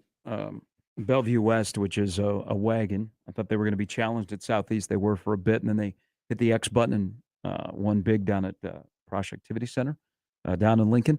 Lincoln East did not see a 16-point win coming over at Westside. Westside couldn't hit a three. They hit a three all night. And Lincoln East has guys that, I mean, Mick and Templemeyer seem like they've been in high school at Lincoln East for 5-6 years. So they got a win there. But did you see what happened in Oklahoma? Have you been to a high school game this year with a shot clock? I have not, no. So you don't even really recognize it. Yeah. I mean, it doesn't really come into play, and I didn't think it would come into play. And not every state has a shot clock. The ones that don't will clamor for it. I'm glad Nebraska is put it in the biggest class. Again, You don't even recognize it. You maybe check where it is, and then you move on. They played a game the other night in Oklahoma. The final score, 4-2. Good pitching. Weatherford against another school. The game get postponed? Something happened? A lot of It stalling. halted? Nope. So what level was this? Was this a varsity First grade basketball game? No, this is it's not the top class in Oklahoma. But this is a high school game. But it is a high school game that finished 4-2. Now, ironically, in this offensive explosion, Weatherford and Darko is who they beat. So Weatherford is really good. Okay. And Darko is not Tulsa? very good. The 4 points, the kid that scored all 4 went over 1,000 points in his career. All right. So Did they stop the game? So this game was played in Weatherford. And Darko, the Warriors, they used a stall offense. They did not score until the fourth quarter, and they held the ball until the final seconds before missing a potential game-winning 3. Oh, my gosh. The score at halftime was 2-0. Now, back in January... Who had the lead? Back in January, the Oklahoma Activities Association, they narrowly struck down a proposal to bring a shot clock to the state. Oh, my God. Well, this better do it. So the coach whose team held the ball and only scored 2 points and could have won at the buzzer on a 3, God, that would have been fire. That coach from Weatherford. Just kidding. The coach said the shot clock wasn't necessary because holding the ball isn't as common as some people believe. His quote, "It would be interesting to see if you could sit down and watch some games with a clock right there to see how many times would the clock go off in games right now." The OSSAA, their NSAA, has said they've done that at the state tournament, and that's not very many games where the shot clock would go off. So I'm not sure what this guy is doing, but this guy should be fired for holding the basketball in a stall That's in awful. 2023. Yeah. Weatherford wins 4-2. It is not a misprint. That is actually the final of a game. And Darko sat on the ball, didn't score until the fourth quarter. I did a game once where a team did that. I took breaks. I was like, whatever, we have sponsors to get in, and this is ridiculous. That's unbelievable. I understand the thought going into it of, he's here, going to take the air out of the ball, stall it out as much as you can. But the fact that it played out to the tune of 6 total points being scored in an entire game. Get rid of that coach. He is bad for the kids. He is bad for the sport. Get rid of that coach. That is awful. And have a shot clock because it works. Avoid that. It works. And everybody that was worried about a shot clock around here, haven't worried about it. Even worried about, okay, who's gonna be able to run it and stuff. Right. Funding, running it. Yeah. I've probably been to 5 to 7 high school games this year. You don't even notice it. Haven't even been an issue. 4-2. That's unbelievable. Whew. I'm glad they were able to hold them off in the top of the 9th. Scott Shanley, Kevin Harlan in the last hour. Hey, what's up as we get ready for the big game on Sunday? The best place to go check it out with the great media walls. Watch all of that game in all of its high-def glory on so many great media walls. The DJ's Dugout. 7 metro area locations, and they got some great specials going on Sunday to enjoy the big game, including DJ's Famous Wings for $10. Also, $5 32-ounce domestic beers, those nice, tall, ice-cold beers, perfect for the big game. And how about $7 32-ounce specialty and craft beer drafts? All for the big game, all at DJ's Dugout. Every location, whether you're a Chiefs fan, an Eagles fan, or you just can't wait to see and enjoy the big game. Do so at DJ's Dugout. Dig in at the Dugout. Mornings with Sharp and Handley on 1620 The Zone and 1620thezone.com with Gary Sharp and Nick Handley. Live from the Host Coffee Studio, this is 1620 The Zone. 1620 The Zone. Traffic. from the Time-Saving Traffic Center. We have no accidents to report at this time, but you can expect some significant delays from 149th to 138th along Industrial Road. Then on Dodge, be prepared for some very minor slowdowns from 80th to 54th. And on Center, it looks like you can prepare for some minor delays from 192nd to 175th. As always, remember to stay safe and wear your seatbelts. I'm Chris Scott. This time-saving traffic was brought to you by Fernando's. Love Languages. Presented by Fernando's.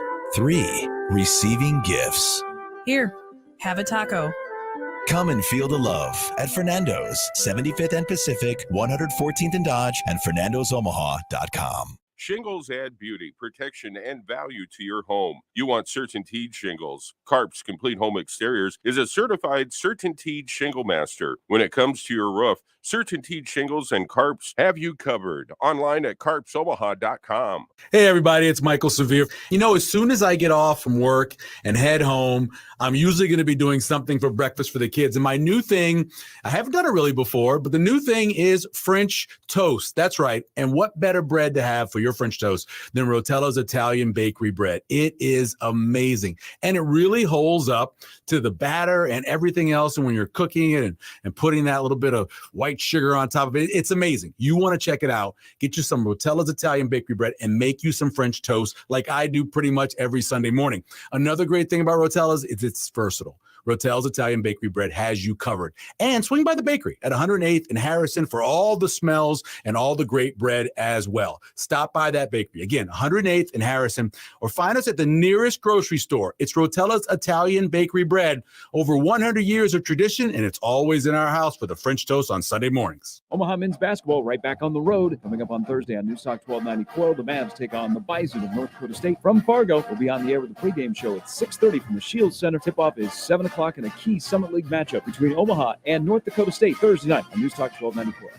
Finding great candidates to hire can be like, well, trying to find a needle in a haystack, but not with ZipRecruiter. Its powerful technology actively finds and invites qualified candidates to apply to your job. So while other companies might deliver a lot of hay, ZipRecruiter finds you the needle in the haystack. See why 4 out of 5 employers who post a job on ZipRecruiter get a quality candidate within the first day. Try ZipRecruiter for free at ZipRecruiter.com/free. That's ZipRecruiter.com/free. Have you ever noticed that when the afternoon light hits your floors, you can see everything, including dust? So much dust. And that floor dust gets kicked up into the air, compromising the quality of air you and your family breathe. Eesh. Swiffer Heavy Duty Sweeper is the fast and easy way to clean your floors with ultra-thick pads that trap and lock dust before it gets in the air. Just a couple minutes a day. And dust is gone. Swiffer Heavy Duty Sweeper. Proud partner of the American Lung Association. Your 16th ranked Maverick hockey team is back in action and competing for home ice in the NCHC tournament. With your help, they've won 6 conference home games in a row and are top 5 in attendance nationally. Omaha Hockey has 2 home series left. Colorado College, February 10th and 11th, and the home season finale and senior weekend with top 10 ranked St. Cloud. Get your tickets now and let's rock the Baxter. Get your tickets now by calling 402-554-MAVS or by going to omavs.com/tickets. Super Week coverage is brought to you by the NDOT Highway Safety Office and by Dollar General Distribution Center in Blair on 1620 The Zone. Tickets for less. Best seats, best prices, no per-ticket fees. Ticketsforless.com. KOZ and Bellevue, Omaha, Council Bluffs. This is 1620 The Zone. And we're back. Mornings with Sharp and Handley. Here's Gary, Nick, and Jimmy on 1620 The Zone. All right, Super Bowl week. Super Bowl champion Scott joins us now. Good morning. Good morning. Hey, I got a question for you. People probably, they forgot that both of you and your brother Andrew, both live in the state of Texas, are involved still in football after playing in Nebraska and in the NFL. I think we talked about it when you both went to the 8-man Hall of Fame. My question is, because your brother is down in the Houston area, and by the way, their high school games, their home games are at an incredible stadium.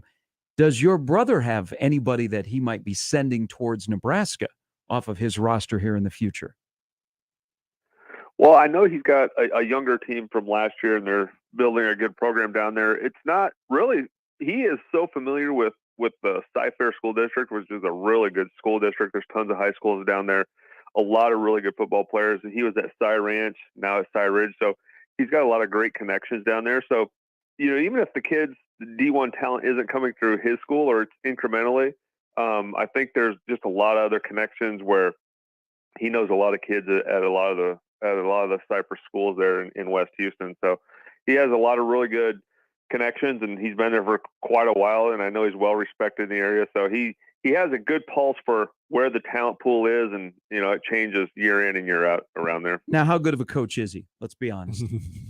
I've seen him in action. He's a good coach, and I think as a coach, you have to love what you do. The days are long, especially as a high school coach, and I know coaching high school football in Texas, especially you alluded to the stadium they play in. I think there's sometimes you stand there on Friday nights and it doesn't feel like it's high school football. It's certainly way different than what we grew up playing, that's for sure. Scott, so we're halfway through the week of the big game. And I know when you were there, it was called Media Day. It's now been changed to opening night. We had that Monday night. You kind of get through that big wave of it. Like when you're at this point of preparation, where's your head at? Are you already just, okay, let's get this thing going? Do you feel like there's still some, more advantage of having a couple more days to prepare? Like, where are you as a player right now? Yeah, I think a lot of it depends on how you feel physically. And I remember when we were down in Miami and we were working out Miami Hurricanes facility, and I can remember those practices vividly. And I was kind of in the camp of, all right, we need as much preparation time as we can get. We're playing Peyton Manning. You can never have enough preparation time. The way your body feels that late in the season, the bumps and bruises, you sit there and say, okay, we can use a little bit more prep time for the guy we're playing, and we can use a little bit more time to make sure we get all these bumps and bruises healed up so I can feel as close to 100% as possible in the biggest game of your life. So I think most guys, there'll be some guys who just want to get to it. They don't like the bye week. They don't like waiting. But I think a lot of it depends on how young versus how old you are and where you are in your career and how your body feels. Hey, let's go into some of the kind of the matchups. And Philadelphia this year, the way they've been able to run the football, and they have a really, really good offensive line. Man, the more I watch Jason Kelce play, if you go back to the Super Bowl, he had one of the better games probably in his career in that Super Bowl when they beat the Patriots. And, of course, in what might be his last year, he's having another great year. And then you pair him with Lane Johnson. When you look at how Philadelphia has run the ball this year, and ironically, one team they weren't able to run it with great success on was the Saints. Is it more brute force, or do they try and scheme you and outnumber you to get an advantage? Well, I definitely think it's the latter. They are the best offensive line in football, so they can line up and just run the ball at you and wear you down and try to win games like that. But I think it's really the latter to your question. They do a great job, as good as anybody in the NFL, as far as designing runs to outnumber you, designing runs, especially, and you can do that when you have a quarterback like they have. I think that's the key element to all this is when you have a quarterback like Jalen Hurts who can become that 11th guy. Now you have to play true on 11 on 11 defense. It really changes a lot, and it's hard numbers wise to keep up defensively and always put yourself. Okay, we got to think about coverage because we have Devontae on the outside. We got A.J. Brown on the outside. We have to be able to cover these guys. Now we're short in the box. And when you're short in the box and you have a running quarterback, that's not a good combination. So I think Jalen Hurts is what makes that offense go, and the threat of him running. And Philadelphia does a great job of utilizing that threat. Well, and you mentioned, too, with what he has around him, we know that you would think he's as healthy as he's going to be coming off of the injury. Do you still expect a heavy presence of Jalen Hurts design runs, or are we seeing more of him sort of making hay out of something when it's not there in this particular matchup?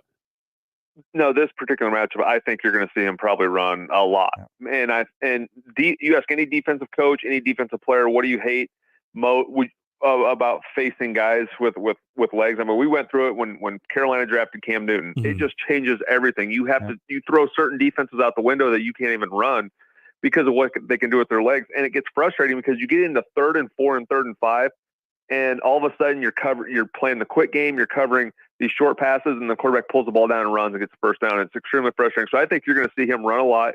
Biggest game of his life. The health concerns go out the window. The thinking about contracts and not getting injured, all that goes out the window. You're trying to win a Super Bowl. But to answer your question, going into next year, there will become a time where Jalen Hurts says, listen, this running thing isn't working for me as much. I'm trying to become a franchise quarterback. So while he's the quarterback and with his legs, he's also got two great weapons. Now, Kansas City with, a young secondary that has grown up and they played well against Cincinnati, and Snead is cleared and he's going to be back, which is a huge advantage. Steve Spagnuolo has always, against really two good wide receivers, wide receiver 1 and wide receiver 2, he's always gone with this bracket coverage, and he'll leave other players one-on-one. They were able to do that against Chase and Higgins, and it didn't hurt them. Can they do that against Brown and Smith and have the same result? Yeah, I think they can take those guys out of him. They did a good job without Snead. Did a good job of controlling the Bengals offense. I thought Chase, was as quiet as I've seen in a long time, especially in a big game. I think they can take those guys away, but it just goes back to everything we've been talking about. You take those guys away, you're doing it with bracket coverage. You're doing it with 2 deep safeties. That means you only have a 7-man box versus an 8-man box. You're one guy short. And who's going to account for the running quarterback, or who's going to account for all these different running schemes that we talked about with Philadelphia? That's going to be the balance. As a defense coordinator for the Chiefs, am I worried about, can Philadelphia beat us and expose us with big plays because of our matchups in the secondary, or do we need to load the box and take care of this running game first? And that's the chess match that's going to be key to this game. Well, Scott, we know how important Travis Kelce is to the Kansas City offense. What if you're Philadelphia right now and you're trying to neutralize that threat? Whether you're talking about the linebackers, your defensive backs, and how you want to go about that. What best suits this Eagles team in neutralizing that threat? Well, I think you have to double team, and the Chiefs have a lot of injuries at their wide receiver position, but they did against the Bengals too. So all these arguments where people use why they think Philly's going to win because of the Chiefs' injuries. I'm like, hey, the same injuries existed when they beat the hottest team in the league against the Bengals. So the Chiefs have the ultimate X factor in Patrick Mahomes, and I think Philadelphia has not seen a quarterback even close to Mahomes and Burrow and those guys in the AFC. And I think that's a huge advantage for Kansas City. Every time I say, why don't you just double team Kelce? They have nobody else. Why don't you just double team Kelce? It gets harder than that because of what Mahomes can do. And he does a good job of utilizing all 5 targets. And Kansas City doesn't max protect a lot. Mm-hmm. They put their answer to beating blitz and beating pressure is to get 5 guys out in a route every single play and beat you with a quick pass. And they also will run a lot of double tight end sets as well. Before we get your thoughts on who you think is going to win, let's do a couple of other things around the NFL. Derek Carr in a Saints uniform. What would that do for you? Derek Carr is probably, to me, I said last year, he's one of the more underrated players in our league. He's gone through a lot of different changes with the Raiders, head coaches, offensive coordinators. Heck, relocation from Oakland to Las Vegas. He's been through a lot of change. I really believe if the Saints were able to work out this deal, I don't think a trade's going to happen because of the way his contract is structured, and Saints aren't going to give up. I think there's going to be maybe a handshake and a wink nod, like, okay, when the Raiders release you, this is what we're willing to give you. I think if the Saints sign Derek Carr, looking at the rest of the NFC South, I think the Saints become automatically the favorite to win that division because he's by far the best quarterback in that league, or in that division, if the Saints sign him. Well, and on that same note, a guy who could wind up in Vegas, we know he's going to go dark, literally, to come up with another big life decision. Aaron Rodgers and his methods of how he will come to this life decision. Ultimately, do you think that that's more likely than not that he is with another team? Maybe not even with Vegas, but he's not with the Packers. I'm starting to lean towards that way. 2 weeks ago, I would have said, no way. How do you trade a guy who won back-to-back MVPs and he struggled last year, but he was injured a lot, and he's been the face of that franchise. And I kind of would like to see him end his career with Green Bay. If any players deserve that, he's earned that right. But this league's a funny league, and the Green Bay Packers, they drafted a guy a few years ago who was supposed to take over the franchise. Sometimes you just get tired of seeing the same thing. And if you don't think Aaron Rodgers can win you a Super Bowl, then you try to go out and get a bunch of draft capital. And the Raiders would certainly seem like a destination. They don't have a quarterback right now. I know Stidham played decent the last couple games of the year, but this AFC just keeps getting more packed with quarterbacks. To me, if I'm a quarterback, I'm racing to the NFC. Mm-hmm. Yeah. Does it matter that he recently just signed a contract that's going to pay him $60 million this year?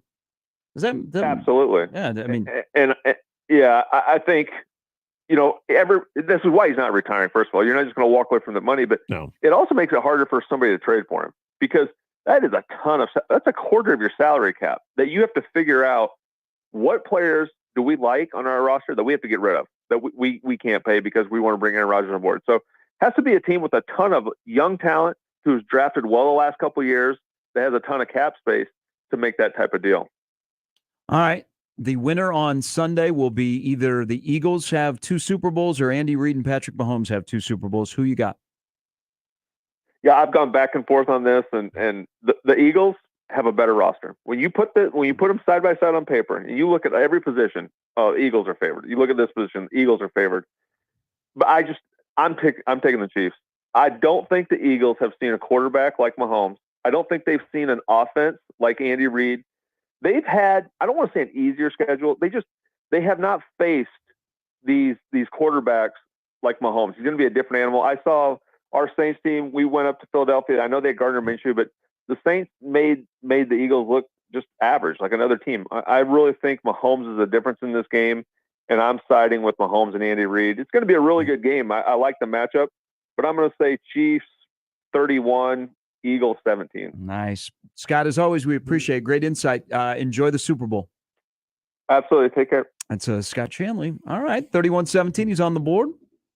It's the first prediction of the week. The weather forecast in Kansas City Tuesday, cloudy with a high of 51. Why are we doing T-shirt this? weather? Just giving fans that may want to go down there and celebrate their team. A lot better than last time. Or if you just find yourself wanting to go to Kansas City on a weekday. Hey, I did see somebody giving a weather forecast for the Super Bowl in Arizona. Oh. I don't think they were alerted to where the Super Bowl is being played. Outside of it's in Phoenix. Yeah. That it's indoors. For tailgating. Tailgating purposes, walking around what's the little entertainment district outside the stadium there? It's kind of a cool little place. Been there. Yeah, they have the arena. And so if you want to do that, in the 60s. Nice day. Mm-hmm. I've never been there. Isn't it out in the middle of nowhere? Yeah. Glendale. Everything's in Scottsdale. And then obviously they had media night at the, what used to be the America West Arena. But Glendale is like far western end. And last time I was there was nothing on the other side of the loop that's there. And they said it just appears. There's houses that were starting to be built. Yeah, we with Darren's team, they stayed hotel right by football stadium.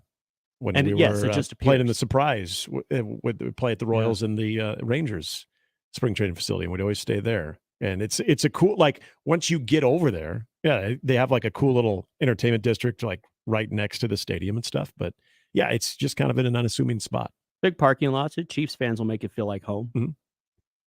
Wow. I hope they let them. I don't know if they let them. Like, it's funny you bring up Chiefs fans because it's almost kind of like if Arrowhead had like a little entertainment district. If Kaufman and Arrowhead had something kind of, convenient to walk across the street, and boom, there you are. Who knows in a few years? Not a bad weekend. The Waste Management Phoenix Open starts. You've got the Super Bowl and then spring training. I was next week. It would have been 3 years ago.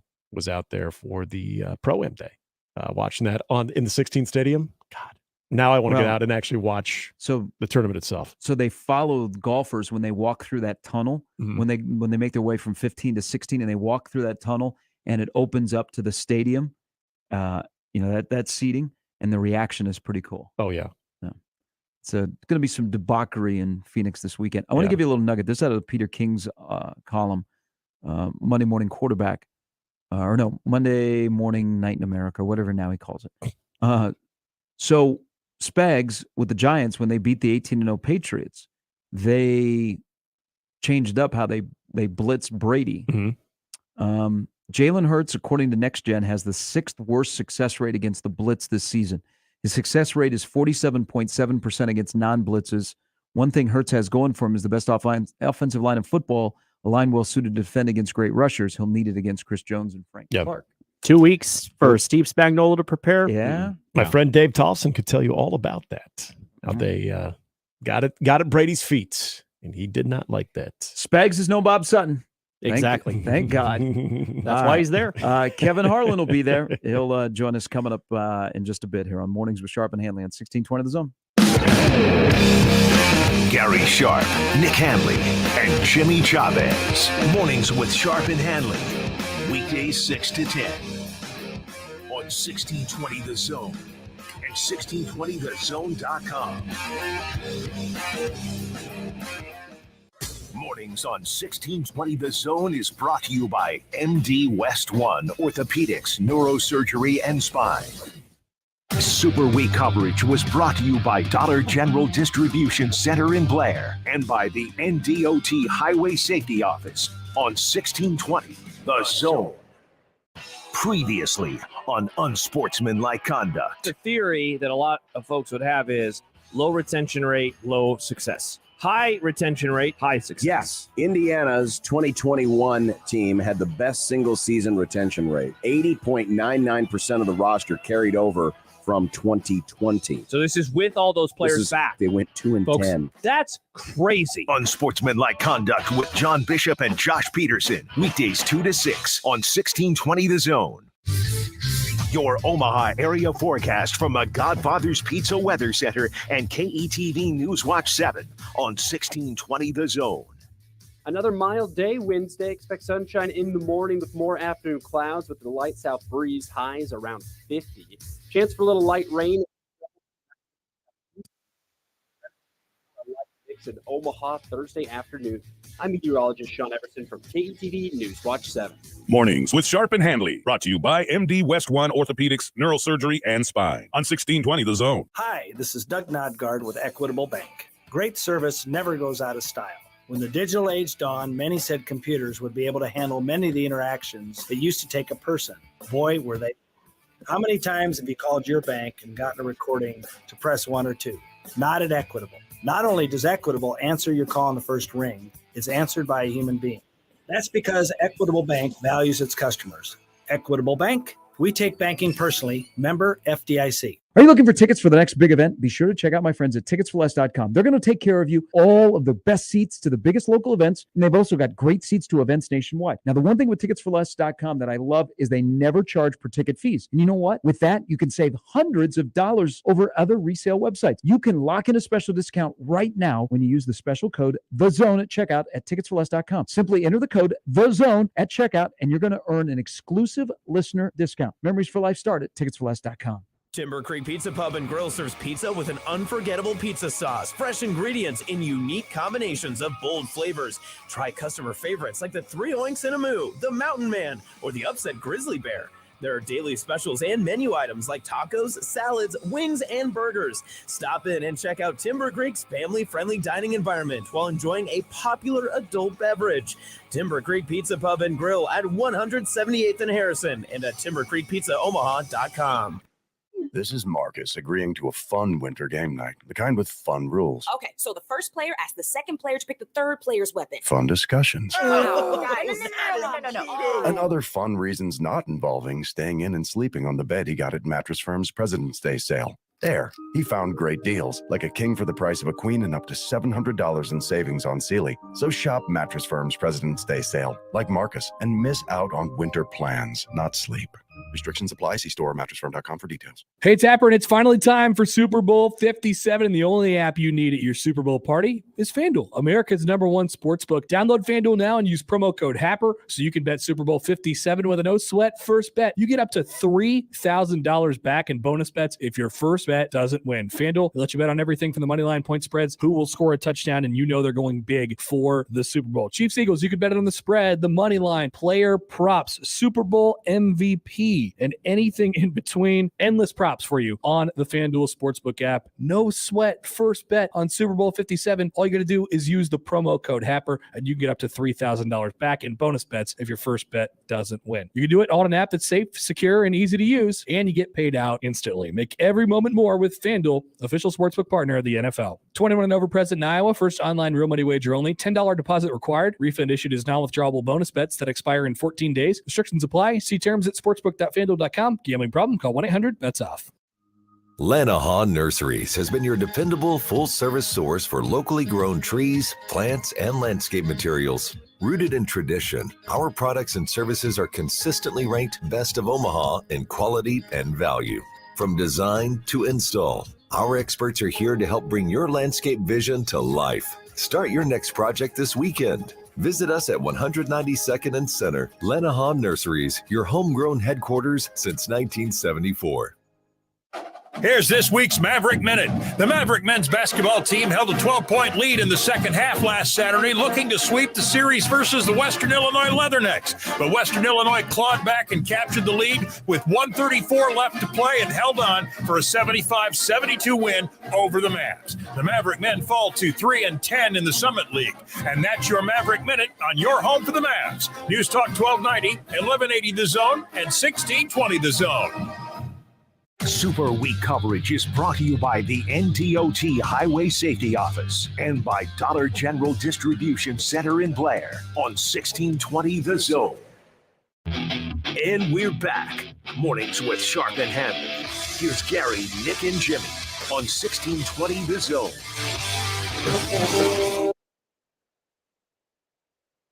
Super Bowl 57 from Glendale, Arizona. Philadelphia and Kansas City. Right here on Home for Westwood 1. That is coming up on Sunday, and you'll hear this voice, very familiar voice, a friend of 1620 and all of ours. He is now the longtime radio voice on Westwood 1 of the Super Bowl. He'll be in the booth with Kurt Warner, among other talented people that make Westwood 1 so great. We welcome in Kevin Harlan. Good morning, sir. Thank you for your time. Morning, guys. Thanks for having me on. It's it's been a while since I've been up in Omaha. We were up there, I think, for an NCAA tournament, first and second round a couple of years ago.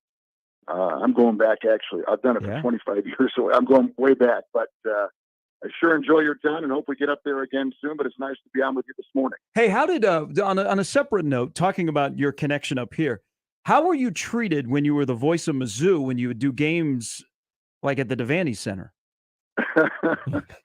Well, I have no bad memories whatsoever. I love driving up to Lincoln. And the nice thing about doing the Big 8, which became the Big 12, back when I was doing it, was I could drive to, we live in Kansas City, so I could drive to Lincoln and Manhattan and Lawrence and Iowa State's home and Ames and down to the Oklahoma schools. I rarely got in an airplane, which was wonderful. It's changed now, but back then I loved listening to the local stations as I was driving to a game, football or basketball, both. It was a lot of fun. I missed that part of my career very much. Kevin, the amount of epic calls that you've had, the games that you've been a part of, I want to know how many times you get approached and someone asks you to do a quick play-by-play snippet of their day. Because I had a buddy who, once he heard you were going to be on the show, he wanted to know if you could actually have a personalized play-by-play of him sprinting to his car and getting to work 10 minutes late. I mean, I feel like this is probably a regular occurrence because you also do that so well. Well, what they really come up and talk about more than anything is the 2K NBA video. That's the thing that probably they know the most. It's funny because when I come home off the road, I'll be talking and my wife will look at me and go, you would think there's someone who just talked all the time. That when you come home, maybe we have some quiet, just let's keep let's rest our voice. And but I'm so excited to get back home that but no, I don't really do anything like that. There's an app and I can't even remember the name of it now. It's where they have celebrities. Yeah, Cameo. Yeah, this person was recommending that you be on Cameo to do this. That guy has contacted me, I bet, 50 times to join Cameo, and I've not really done it. But listen, any broadcaster, whether it's Kevin Kugler or whoever, Marv or whoever, could be asked to do that, and some do. And but I've I've had deals with wish my, sometimes I'll do it for like a friend's child's birthday or something like that if they're 8, 9 years old, and the kids kind of get a fun kick out of that. But I don't really. I really don't do it. I would advise, Nick, if you want Kevin to describe something, just go streaking. Yeah, exactly. That's like what the last time the Chiefs were in the Super Bowl. Or if there's the occasional squirrel. Hey, Kevin, you were saying when you come off the road, you every night I turn on the TV, whether it be TNT or CBS or I'm listening to Westwood One, you're on. Aren't you doing the Laker-Buck game tomorrow night? I am, yeah. In fact, I'm heading to the airport here in a couple hours, and then we'll go to. You guys are not in Radio Row, are you? You're not. Oh no, we're not that special. Okay. Well, no. Listen, anybody can go down there and being an affiliate, you should come down sometime. You should join it. It really is fun, whether it's for the Final Four, for the Super Bowl. It really is great, and you get to see a lot of people in the business, which is one of the best things about going to Radio Row. But that's where I'll be on Friday after the Bucks Milwaukee and the Lakers game tomorrow night in LA, and do that and spend about 4 hours there, which is fun, and talk to about 30 radio stations, but just like stations like yours and affiliates and otherwise. And it's a lot of fun to see the people in the business, because a lot of times during the year we'll get calls and, I don't get to see anybody, but just hear a voice on the other end. So it's fun to connect and talk about the business. And I would tell you that my happiest times in the business were in local radio. I loved local radio. And that is one of the things that I love most about doing Westwood One, is that I think about stations all over the country and their loyal listeners, because I think radio can really create kind of a special moment in someone's mind that if you watch it on TV, sometimes we're so just like numb with all the stuff we see on TV that on radio, if the right words and pacing and everything is used, you've got a chance to create something really special in that listener's mind. And that's the challenge that we all go through every time we put on a headset. Before we talk about the Super Bowl and we share Howie Deneroff stories because of our affiliation with Howie here, I want to stick with that because, when I was growing up, you were the voice of Mizzou, the voice of the Chiefs, you were the voice of the Kings, then you got the Timberwolves. But now you've got so many opportunities and you're all over the country. Do you miss being with a team affiliated where wins and losses are like a big deal to you as the voice of that particular team, instead of, and I know you don't take it for granted, but you're doing games, and if the Bucks win tomorrow night against the Lakers, you're still leaving the building and going to the Super Bowl, where if you were the voice of the Lakers, that one would sting a little bit. Do you miss that? I do. I do not care who wins. I really don't. But when I was doing the Chiefs or KU for the year, when Larry Brown's first year at Kansas, or those 3 years Norm Stewart at Missouri and doing their football, and they had a couple coaches then. I loved being with the alums. I loved the fact that the same family would walk by our broadcast position for every home game, and that was fun seeing fans on the road support the team. And the Chiefs now just become larger than life, but that is an element, because you have no skin in the game. All you care about is that you do the best job you can possibly do, and you put in time during the week to know these teams as well as their fans that follow those teams. Schools or pro teams, they know everything, and that's the challenge that we all have. And then the call, the delivery, and all that. When you're doing a home team, you can really get into it, and you feel, and I think it comes out in the broadcast. You can feel the anguish. You can hear the passion, and that is an element that I miss. But right now, I don't care if the Lakers win or the Bucks win, or of course the Chiefs now are in it, and this is the third Super Bowl with the Chiefs that I'll have done. And it's always great living in Kansas City. We raised our family here. We've lived here since the early '80s. So there is a little different feel there, but quite frankly, I just want a great broadcast. Mm-hmm. I can have a better broadcast and they say, hey, the Eagles are going to win. Well, so be it. But just from a Kansas Cityan standpoint and Midwestern standpoint, it'd be fun to see the Chiefs and Mahomes win, because they've been a great story. But I do love radio and the contact it has. It's very personal, very personal. And the people that listen to your show in the mornings, I mean, they wake up with you, and the routine is there. They get in the car, they're going to get groceries, or they're taking the kids to school, and they're listening to you every morning. That is a very special place to have. I can remember when I was a kid, my dad taking me to school and listening to the same newscast and then sportscast every morning. Growing up in Green Bay, we used to listen to WGN in Chicago, and I remember it like it was yesterday. And I remember how important that was to me, and thinking that this might be a profession that I'd like to pursue. You know, Kevin, and you just hit on what I wanted to ask you.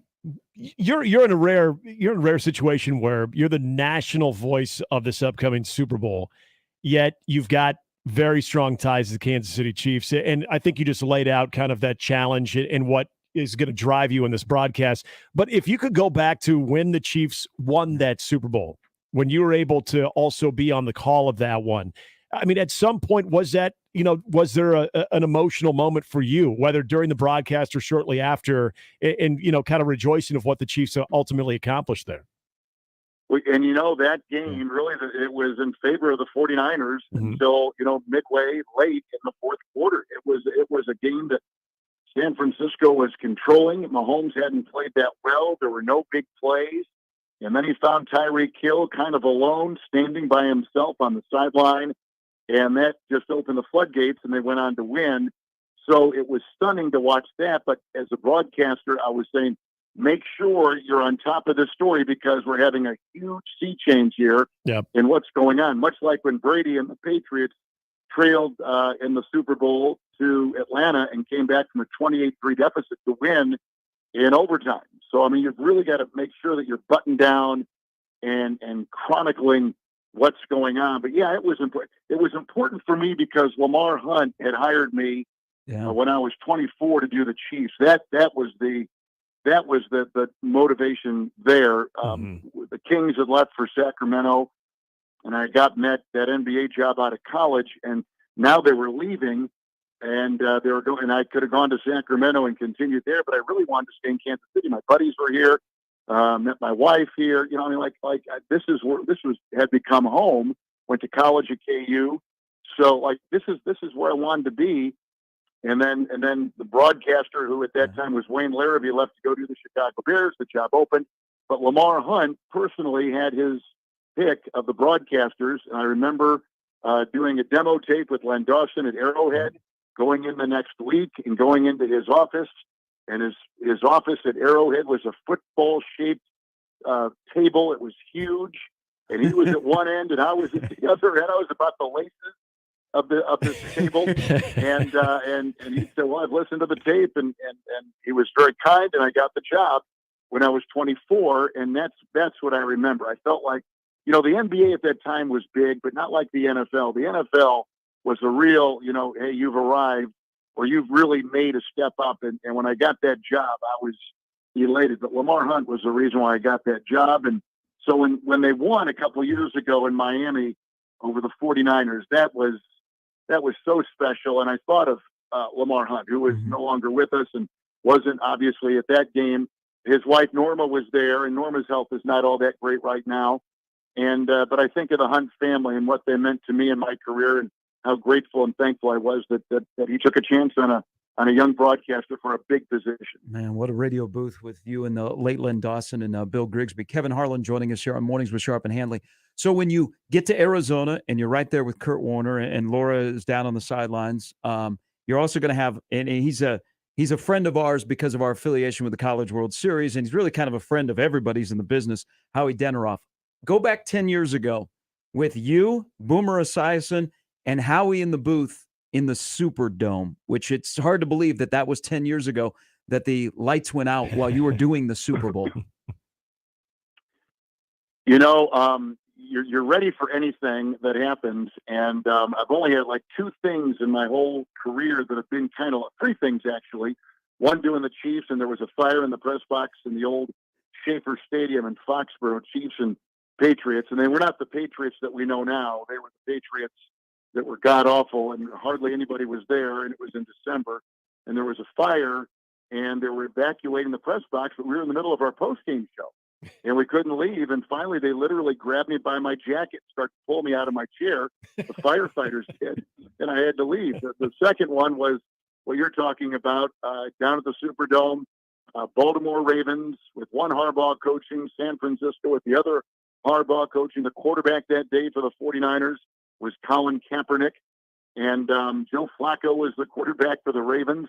And during the first half, the power went out. And working with Boomer Esiason, who is a New Yorker, works in New York, lives in New York, and this is 11 years after that terrible Tuesday, 9/11. And still, even at that time, which should not be surprising, when the lights went out, the power went down, and there was because we had no power in our booth, and you're looking around going, this doesn't happen all the time. Mm-hmm. And he was concerned, the look on his face, the sound of his voice, his eyes darting in a million different directions. There was a couple of moments there where we were thinking, should I be worried too? Because it looks like he's worried. Mm-hmm. And then Howard Deneroff had a couple of landlines, if our audience remembers those. And he handed us a phone. They dialed New York. We got to the studio, and not much time went by when we did it over the phone for about a half hour until they restored power. We got all of our equipment up and running again, which is a lot of it. It's like they could launch a spaceship with the kind of equipment we use at these games. And so that was interesting. The only other time was the Damar Hamlin thing a couple of weeks ago in Cincinnati when he went down. And again, you put on a reporter's hat and you say what you see and you stick to being, you say what you know, you say so-and-so is reporting, X, Y, and Z, and you try to be as deliberate and as thoughtful and as concise, but more of a reporter than anything. So those three incidences probably were the most jarring, with the last two, the Superdome and then in Cincinnati, a month ago. That was a pretty interesting moment, certainly in a broadcast. And I always look back on that as saying, calling all these games and going back to my college days at Flint Hall and the KU Journalism School, when they taught you to be a reporter and the things you had to think of. And I kind of put those thoughts in my mind as I was going through those moments. On the lighter side too, and I kind of was joking about that with, do you get asked questions to basically give play-by-play to people's lives? Did that start somewhere though? Can you remember the first time during a game, whether it was a squirrel or a streaker or somebody, where you just continued with the broadcast as if that was actually taking place on the field? I mean, can you remember the first time you did that? Yeah, it was on ESPN. I did the Big Ten for ESPN in 91 and 92 before I went to Fox. And 91, 92, and 93. And we were doing a Halloween game in West Lafayette, Indiana, Purdue. And the quarterback for Michigan that day was Elvis Grbac, playing the Wolverines. And midway through the game, a squirrel comes on the field. The officials stop it, and the squirrel runs off. And then a couple minutes later, the squirrel runs back on the field. They stop play again. Now everybody on the field has turned, along with our ESPN cameras, to the squirrel, and he just happens to run right down the middle of the field, cut it about the 3, and angle into the end zone for a touchdown. And I called it that way, and I had not been at ESPN more than I had just done a handful of games. This was Halloween, so I just started that September, and I was working with Craig James, and we went to a break shortly after that because I think Michigan had scored, and I said, I'm going to get fired. And I was scared to death. And I had never really done anything like that before, but that was the first time. And then the next time was in the Meadowlands on our Monday night game a couple of years ago with the Cowboys and the Giants. So, when you're doing a game, and any play-by-play guy would tell you this, you're so into the weeds, and you lose yourself in the game. Your senses are just so heightened because you're looking at all substitutions and any injuries, all this stuff. And so when that happens, it just kind of continues the same narrative. You just continue to have it roll right out. And anyway, so I hope people take them as fun. I'm not trying to demean the game. I'm just having fun, and it's kind of odd to see an animal on the field. And those are a couple instances when it happened. Hey, Kevin, we appreciate your time. I know you're a busy man headed from your home in Kansas City to the airport to get out to the West Coast. Have a great Super Bowl. We really enjoy our relationship here at 1620 The Zone in Omaha with Westwood One, and love hearing you and the friendship as well. Thank you so much. You're so kind to have me on, and have a great rest of your week. And we hope it's a good game from Glendale on Sunday. But we appreciate you carrying the broadcast, and I hope we can talk again soon sometime. Hey, thanks, Kevin. Thank you. It's Kevin Harlan. What he did not add is, I guess he got into it with fans one year at the Devaney Center during a Mizzou Nebraska. I wondered if there basketball was game. something, coming in. Yeah. Didn't know if he would go there. Which is ironic back in because 80, was it 86, 87? He's a KU guy that was working at the University of Missouri, which that was pre-message boards day. I That's don't gotta know be if conflict the right there, Antlers too. would have enjoyed that, but did not know that he got into it. My experience at Devaney in college was the opposite. The people were super friendly, and it helped that the Huskers won that day. Yeah, I mean, it's never been, I think, known as a hostile environment or crowd at all. Well, the Antlers in Columbia at the Hearn Center made it hostile. Oh, yeah. I mean, there, yeah. And Russ got a guy go up in the stands, which have they made? So, we kind of lost a little bit of touch with Mizzou basketball. I mean, now that they've made a rebound this year. I mean, Dennis Gates was a home run hire, and they've turned things around. And so people are actually talking about Mizzou basketball. But I don't hear people talking about the Antlers anymore. Have they muted the Antlers? I think a lot of it. I don't think. I mean, hell, the students at Colorado State last weekend made the Antlers look like choir boys. They you don't hear as much from them, but I also think part of it is when they left, and especially being down in Kansas City, living there for so long. Once they left, it's just almost like it was out of sight, out of mind. I mean, they still were kind of covered down there, but you just didn't hear much of them. I really think the lore of the Antlers goes back to the older days, but at the same time, being in this area against these teams in the Big 8 and then in the Big 12, that they may be there, but it's hard to see them drum up hate for Ole Miss or South Carolina. But when Kansas rolled in there in December, it started coming back. And then obviously when they had that little bit with Drinkwitz and avoiding Kansas in the Liberty Bowl because they were afraid to play Lance Leipold and KU. And I miss the Hearn Center. I liked how it games sloped down there and go see a Nebraska-Kansas never men's gone game. to a game there. Oh, you were on the floor and the building just seemed to keep going up, up, like way up in the corner. It seemed like you were miles away from the floor, but that place was loud and they were right on top of you. And where they put the Antlers, their student section, I mean, and they were nasty. Yeah. I mean, all right. The Blue Crew downtown, the Antlers were on a whole different level. Yeah. They crossed lines and they went there. Well, and I remember it always seemed to be around a Nebraska game that they would get in trouble. Yeah. And then you would hate Norm Stewart. And then all of a sudden, Norm shows up here and they're wearing T-shirts during warm-ups to congratulate the Nebraska football team for winning a national title. And you're like, how can you boo Mizzou? That was those days. But also, like, you knew the broadcasters, throughout the Big 8 and the Big 12. And a lot of those guys are still there from the old Big 8 to Big 12 days. Rex Holt will die in the Oklahoma State press box for baseball. But that's great to go down memory lane. But I was just wondering, you don't hear much about the Antlers anymore. Yeah. I don't know if they've been completely muted down in Columbia. Are the Roughnecks still with Oklahoma? Still but are they still as, because they were, they're pretty nasty too. Well, they've muted them a little bit. Yeah, I don't think they have as many members. No. And they're quite a bit friendlier now. That's what I thought. They were not known that way back in the day. When we come back to put a wrap on this show, Nebraska baseball has made a major announcement that we will share with you coming up after the break on Mornings with Sharp and Handley on 1620 The Zone. All right, the big game in Kansas City, or the big game involving the team in Kansas City, they are headed into Arizona, and you could be there even last minute.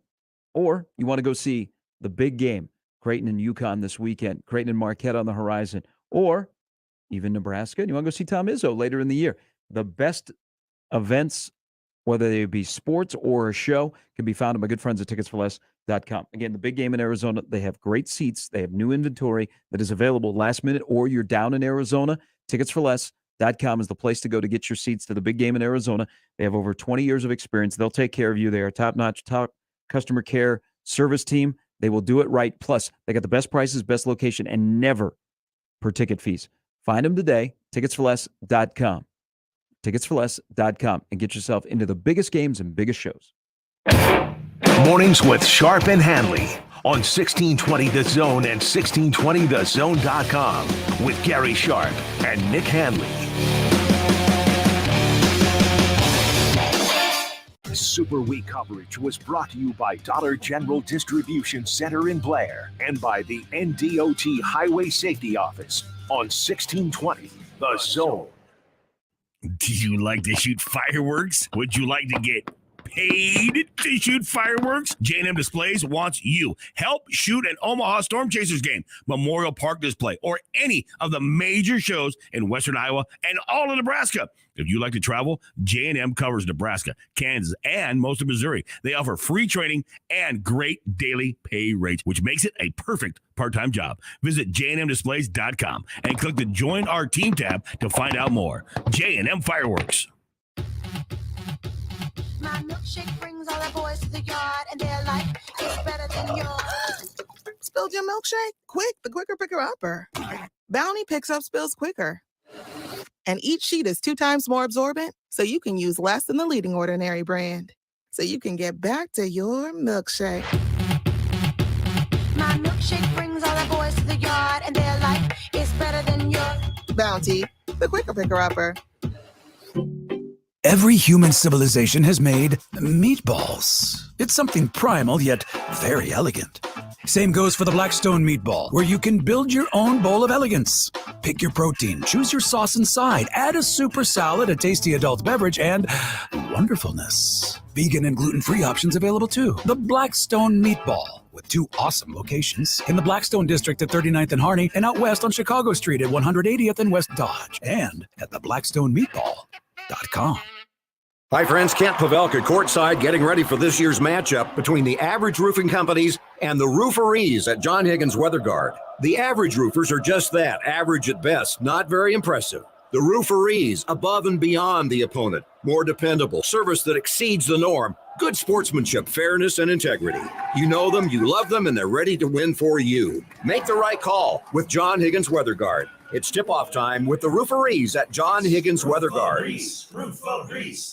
The brand new Dollar General Distribution Center in Blair is now hiring. Starting wage is up to $22 per hour with benefits including medical, dental, vision, 401k, and a $2,000 sign-on bonus. Apply today by texting DG Warehouse to 25000 or online at dollargeneral.com/careers. Again, apply today by texting DG Warehouse to 25000 or online at dollargeneral.com/careers. Dollar General can't wait to have you become a team member at their brand new distribution center.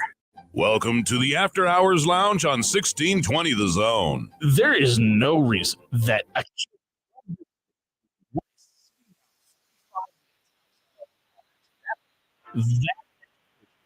stadium, the money behind those facilities, should ever want to not go there. Catch After Hours 6 to 8, Monday through Friday, or as the sports schedule allows. Brought to you by Payne West on 1620 The Zone. Now back to Mornings with Sharp and Handley on 1620 The Zone.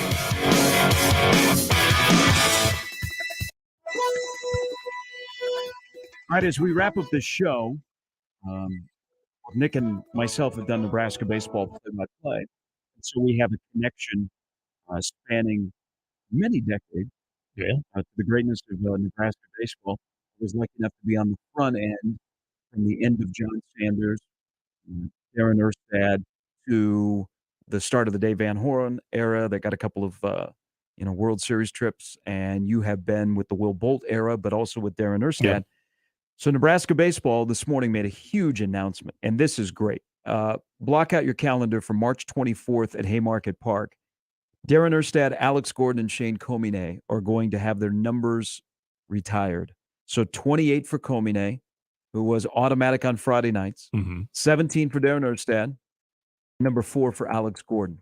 Will all be retired, never to be worn again for Nebraska baseball. And that's March 24th. This is a cool honor. Now, Yeah, that's a major Can I give a announcement little indeed. behind the scenes here? Yeah. This was supposed to happen last year, Hmm. and someone not related with baseball dropped the ball. Oh. So I know this was like number one priority this offseason, and this is great. These guys who I know really well are all fantastic people. Yeah. That, people will tell you they saw Darren Erstad play. Let's be honest, folks. Did you see him play? You saw him more in the stadium that was connected to Buck Belzer Field than you did at Buck Belzer. But of course, Komine brought so many people into Nebraska baseball with what he was able to do on Friday nights. And then, of course, Alex Gordon being the hometown kid who, when Dave Van Horn recruited him, wondered why football was not recruiting him. Because the first time Dave Van Horn saw Alex Gordon, he was playing defensive back for Lincoln Southeast. And he said, why aren't you being recruited to play football at Nebraska? So that's great. 28-17-4 are going to be up at Haymarket Park. This is really, really cool. And, man, I can't wait for that day. Friday night, March 24th, they're playing Illinois, in case you're wondering. But, yeah, in case you're wondering, too, this is the first time this has happened. Okay, it's not like, you don't have Harvey or anybody else. I mean, if you're going to start this tradition, I can't think of three better ones. I just can't. I mean, there have been some great baseball players through this program in the program's 117-year history. These are the three. These are the big three. So you're starting this and this type of honor, it's got to be these guys. And, yeah, I echo those sentiments about all of these guys, not only some of the best competitors, but their own unique personality, just great dudes. Yep. You couldn't feel better for that honor and knowing what this will mean to them as well. Oh, that's the important thing. This will be – Alex Gordon's had a lot of things, and he probably is one day going to have a statue or his number, something down at the K. But to have it done at his alma mater where he's still very close to the program. Yeah. And then Darren, of course, who holds no ill will, is still around Lincoln.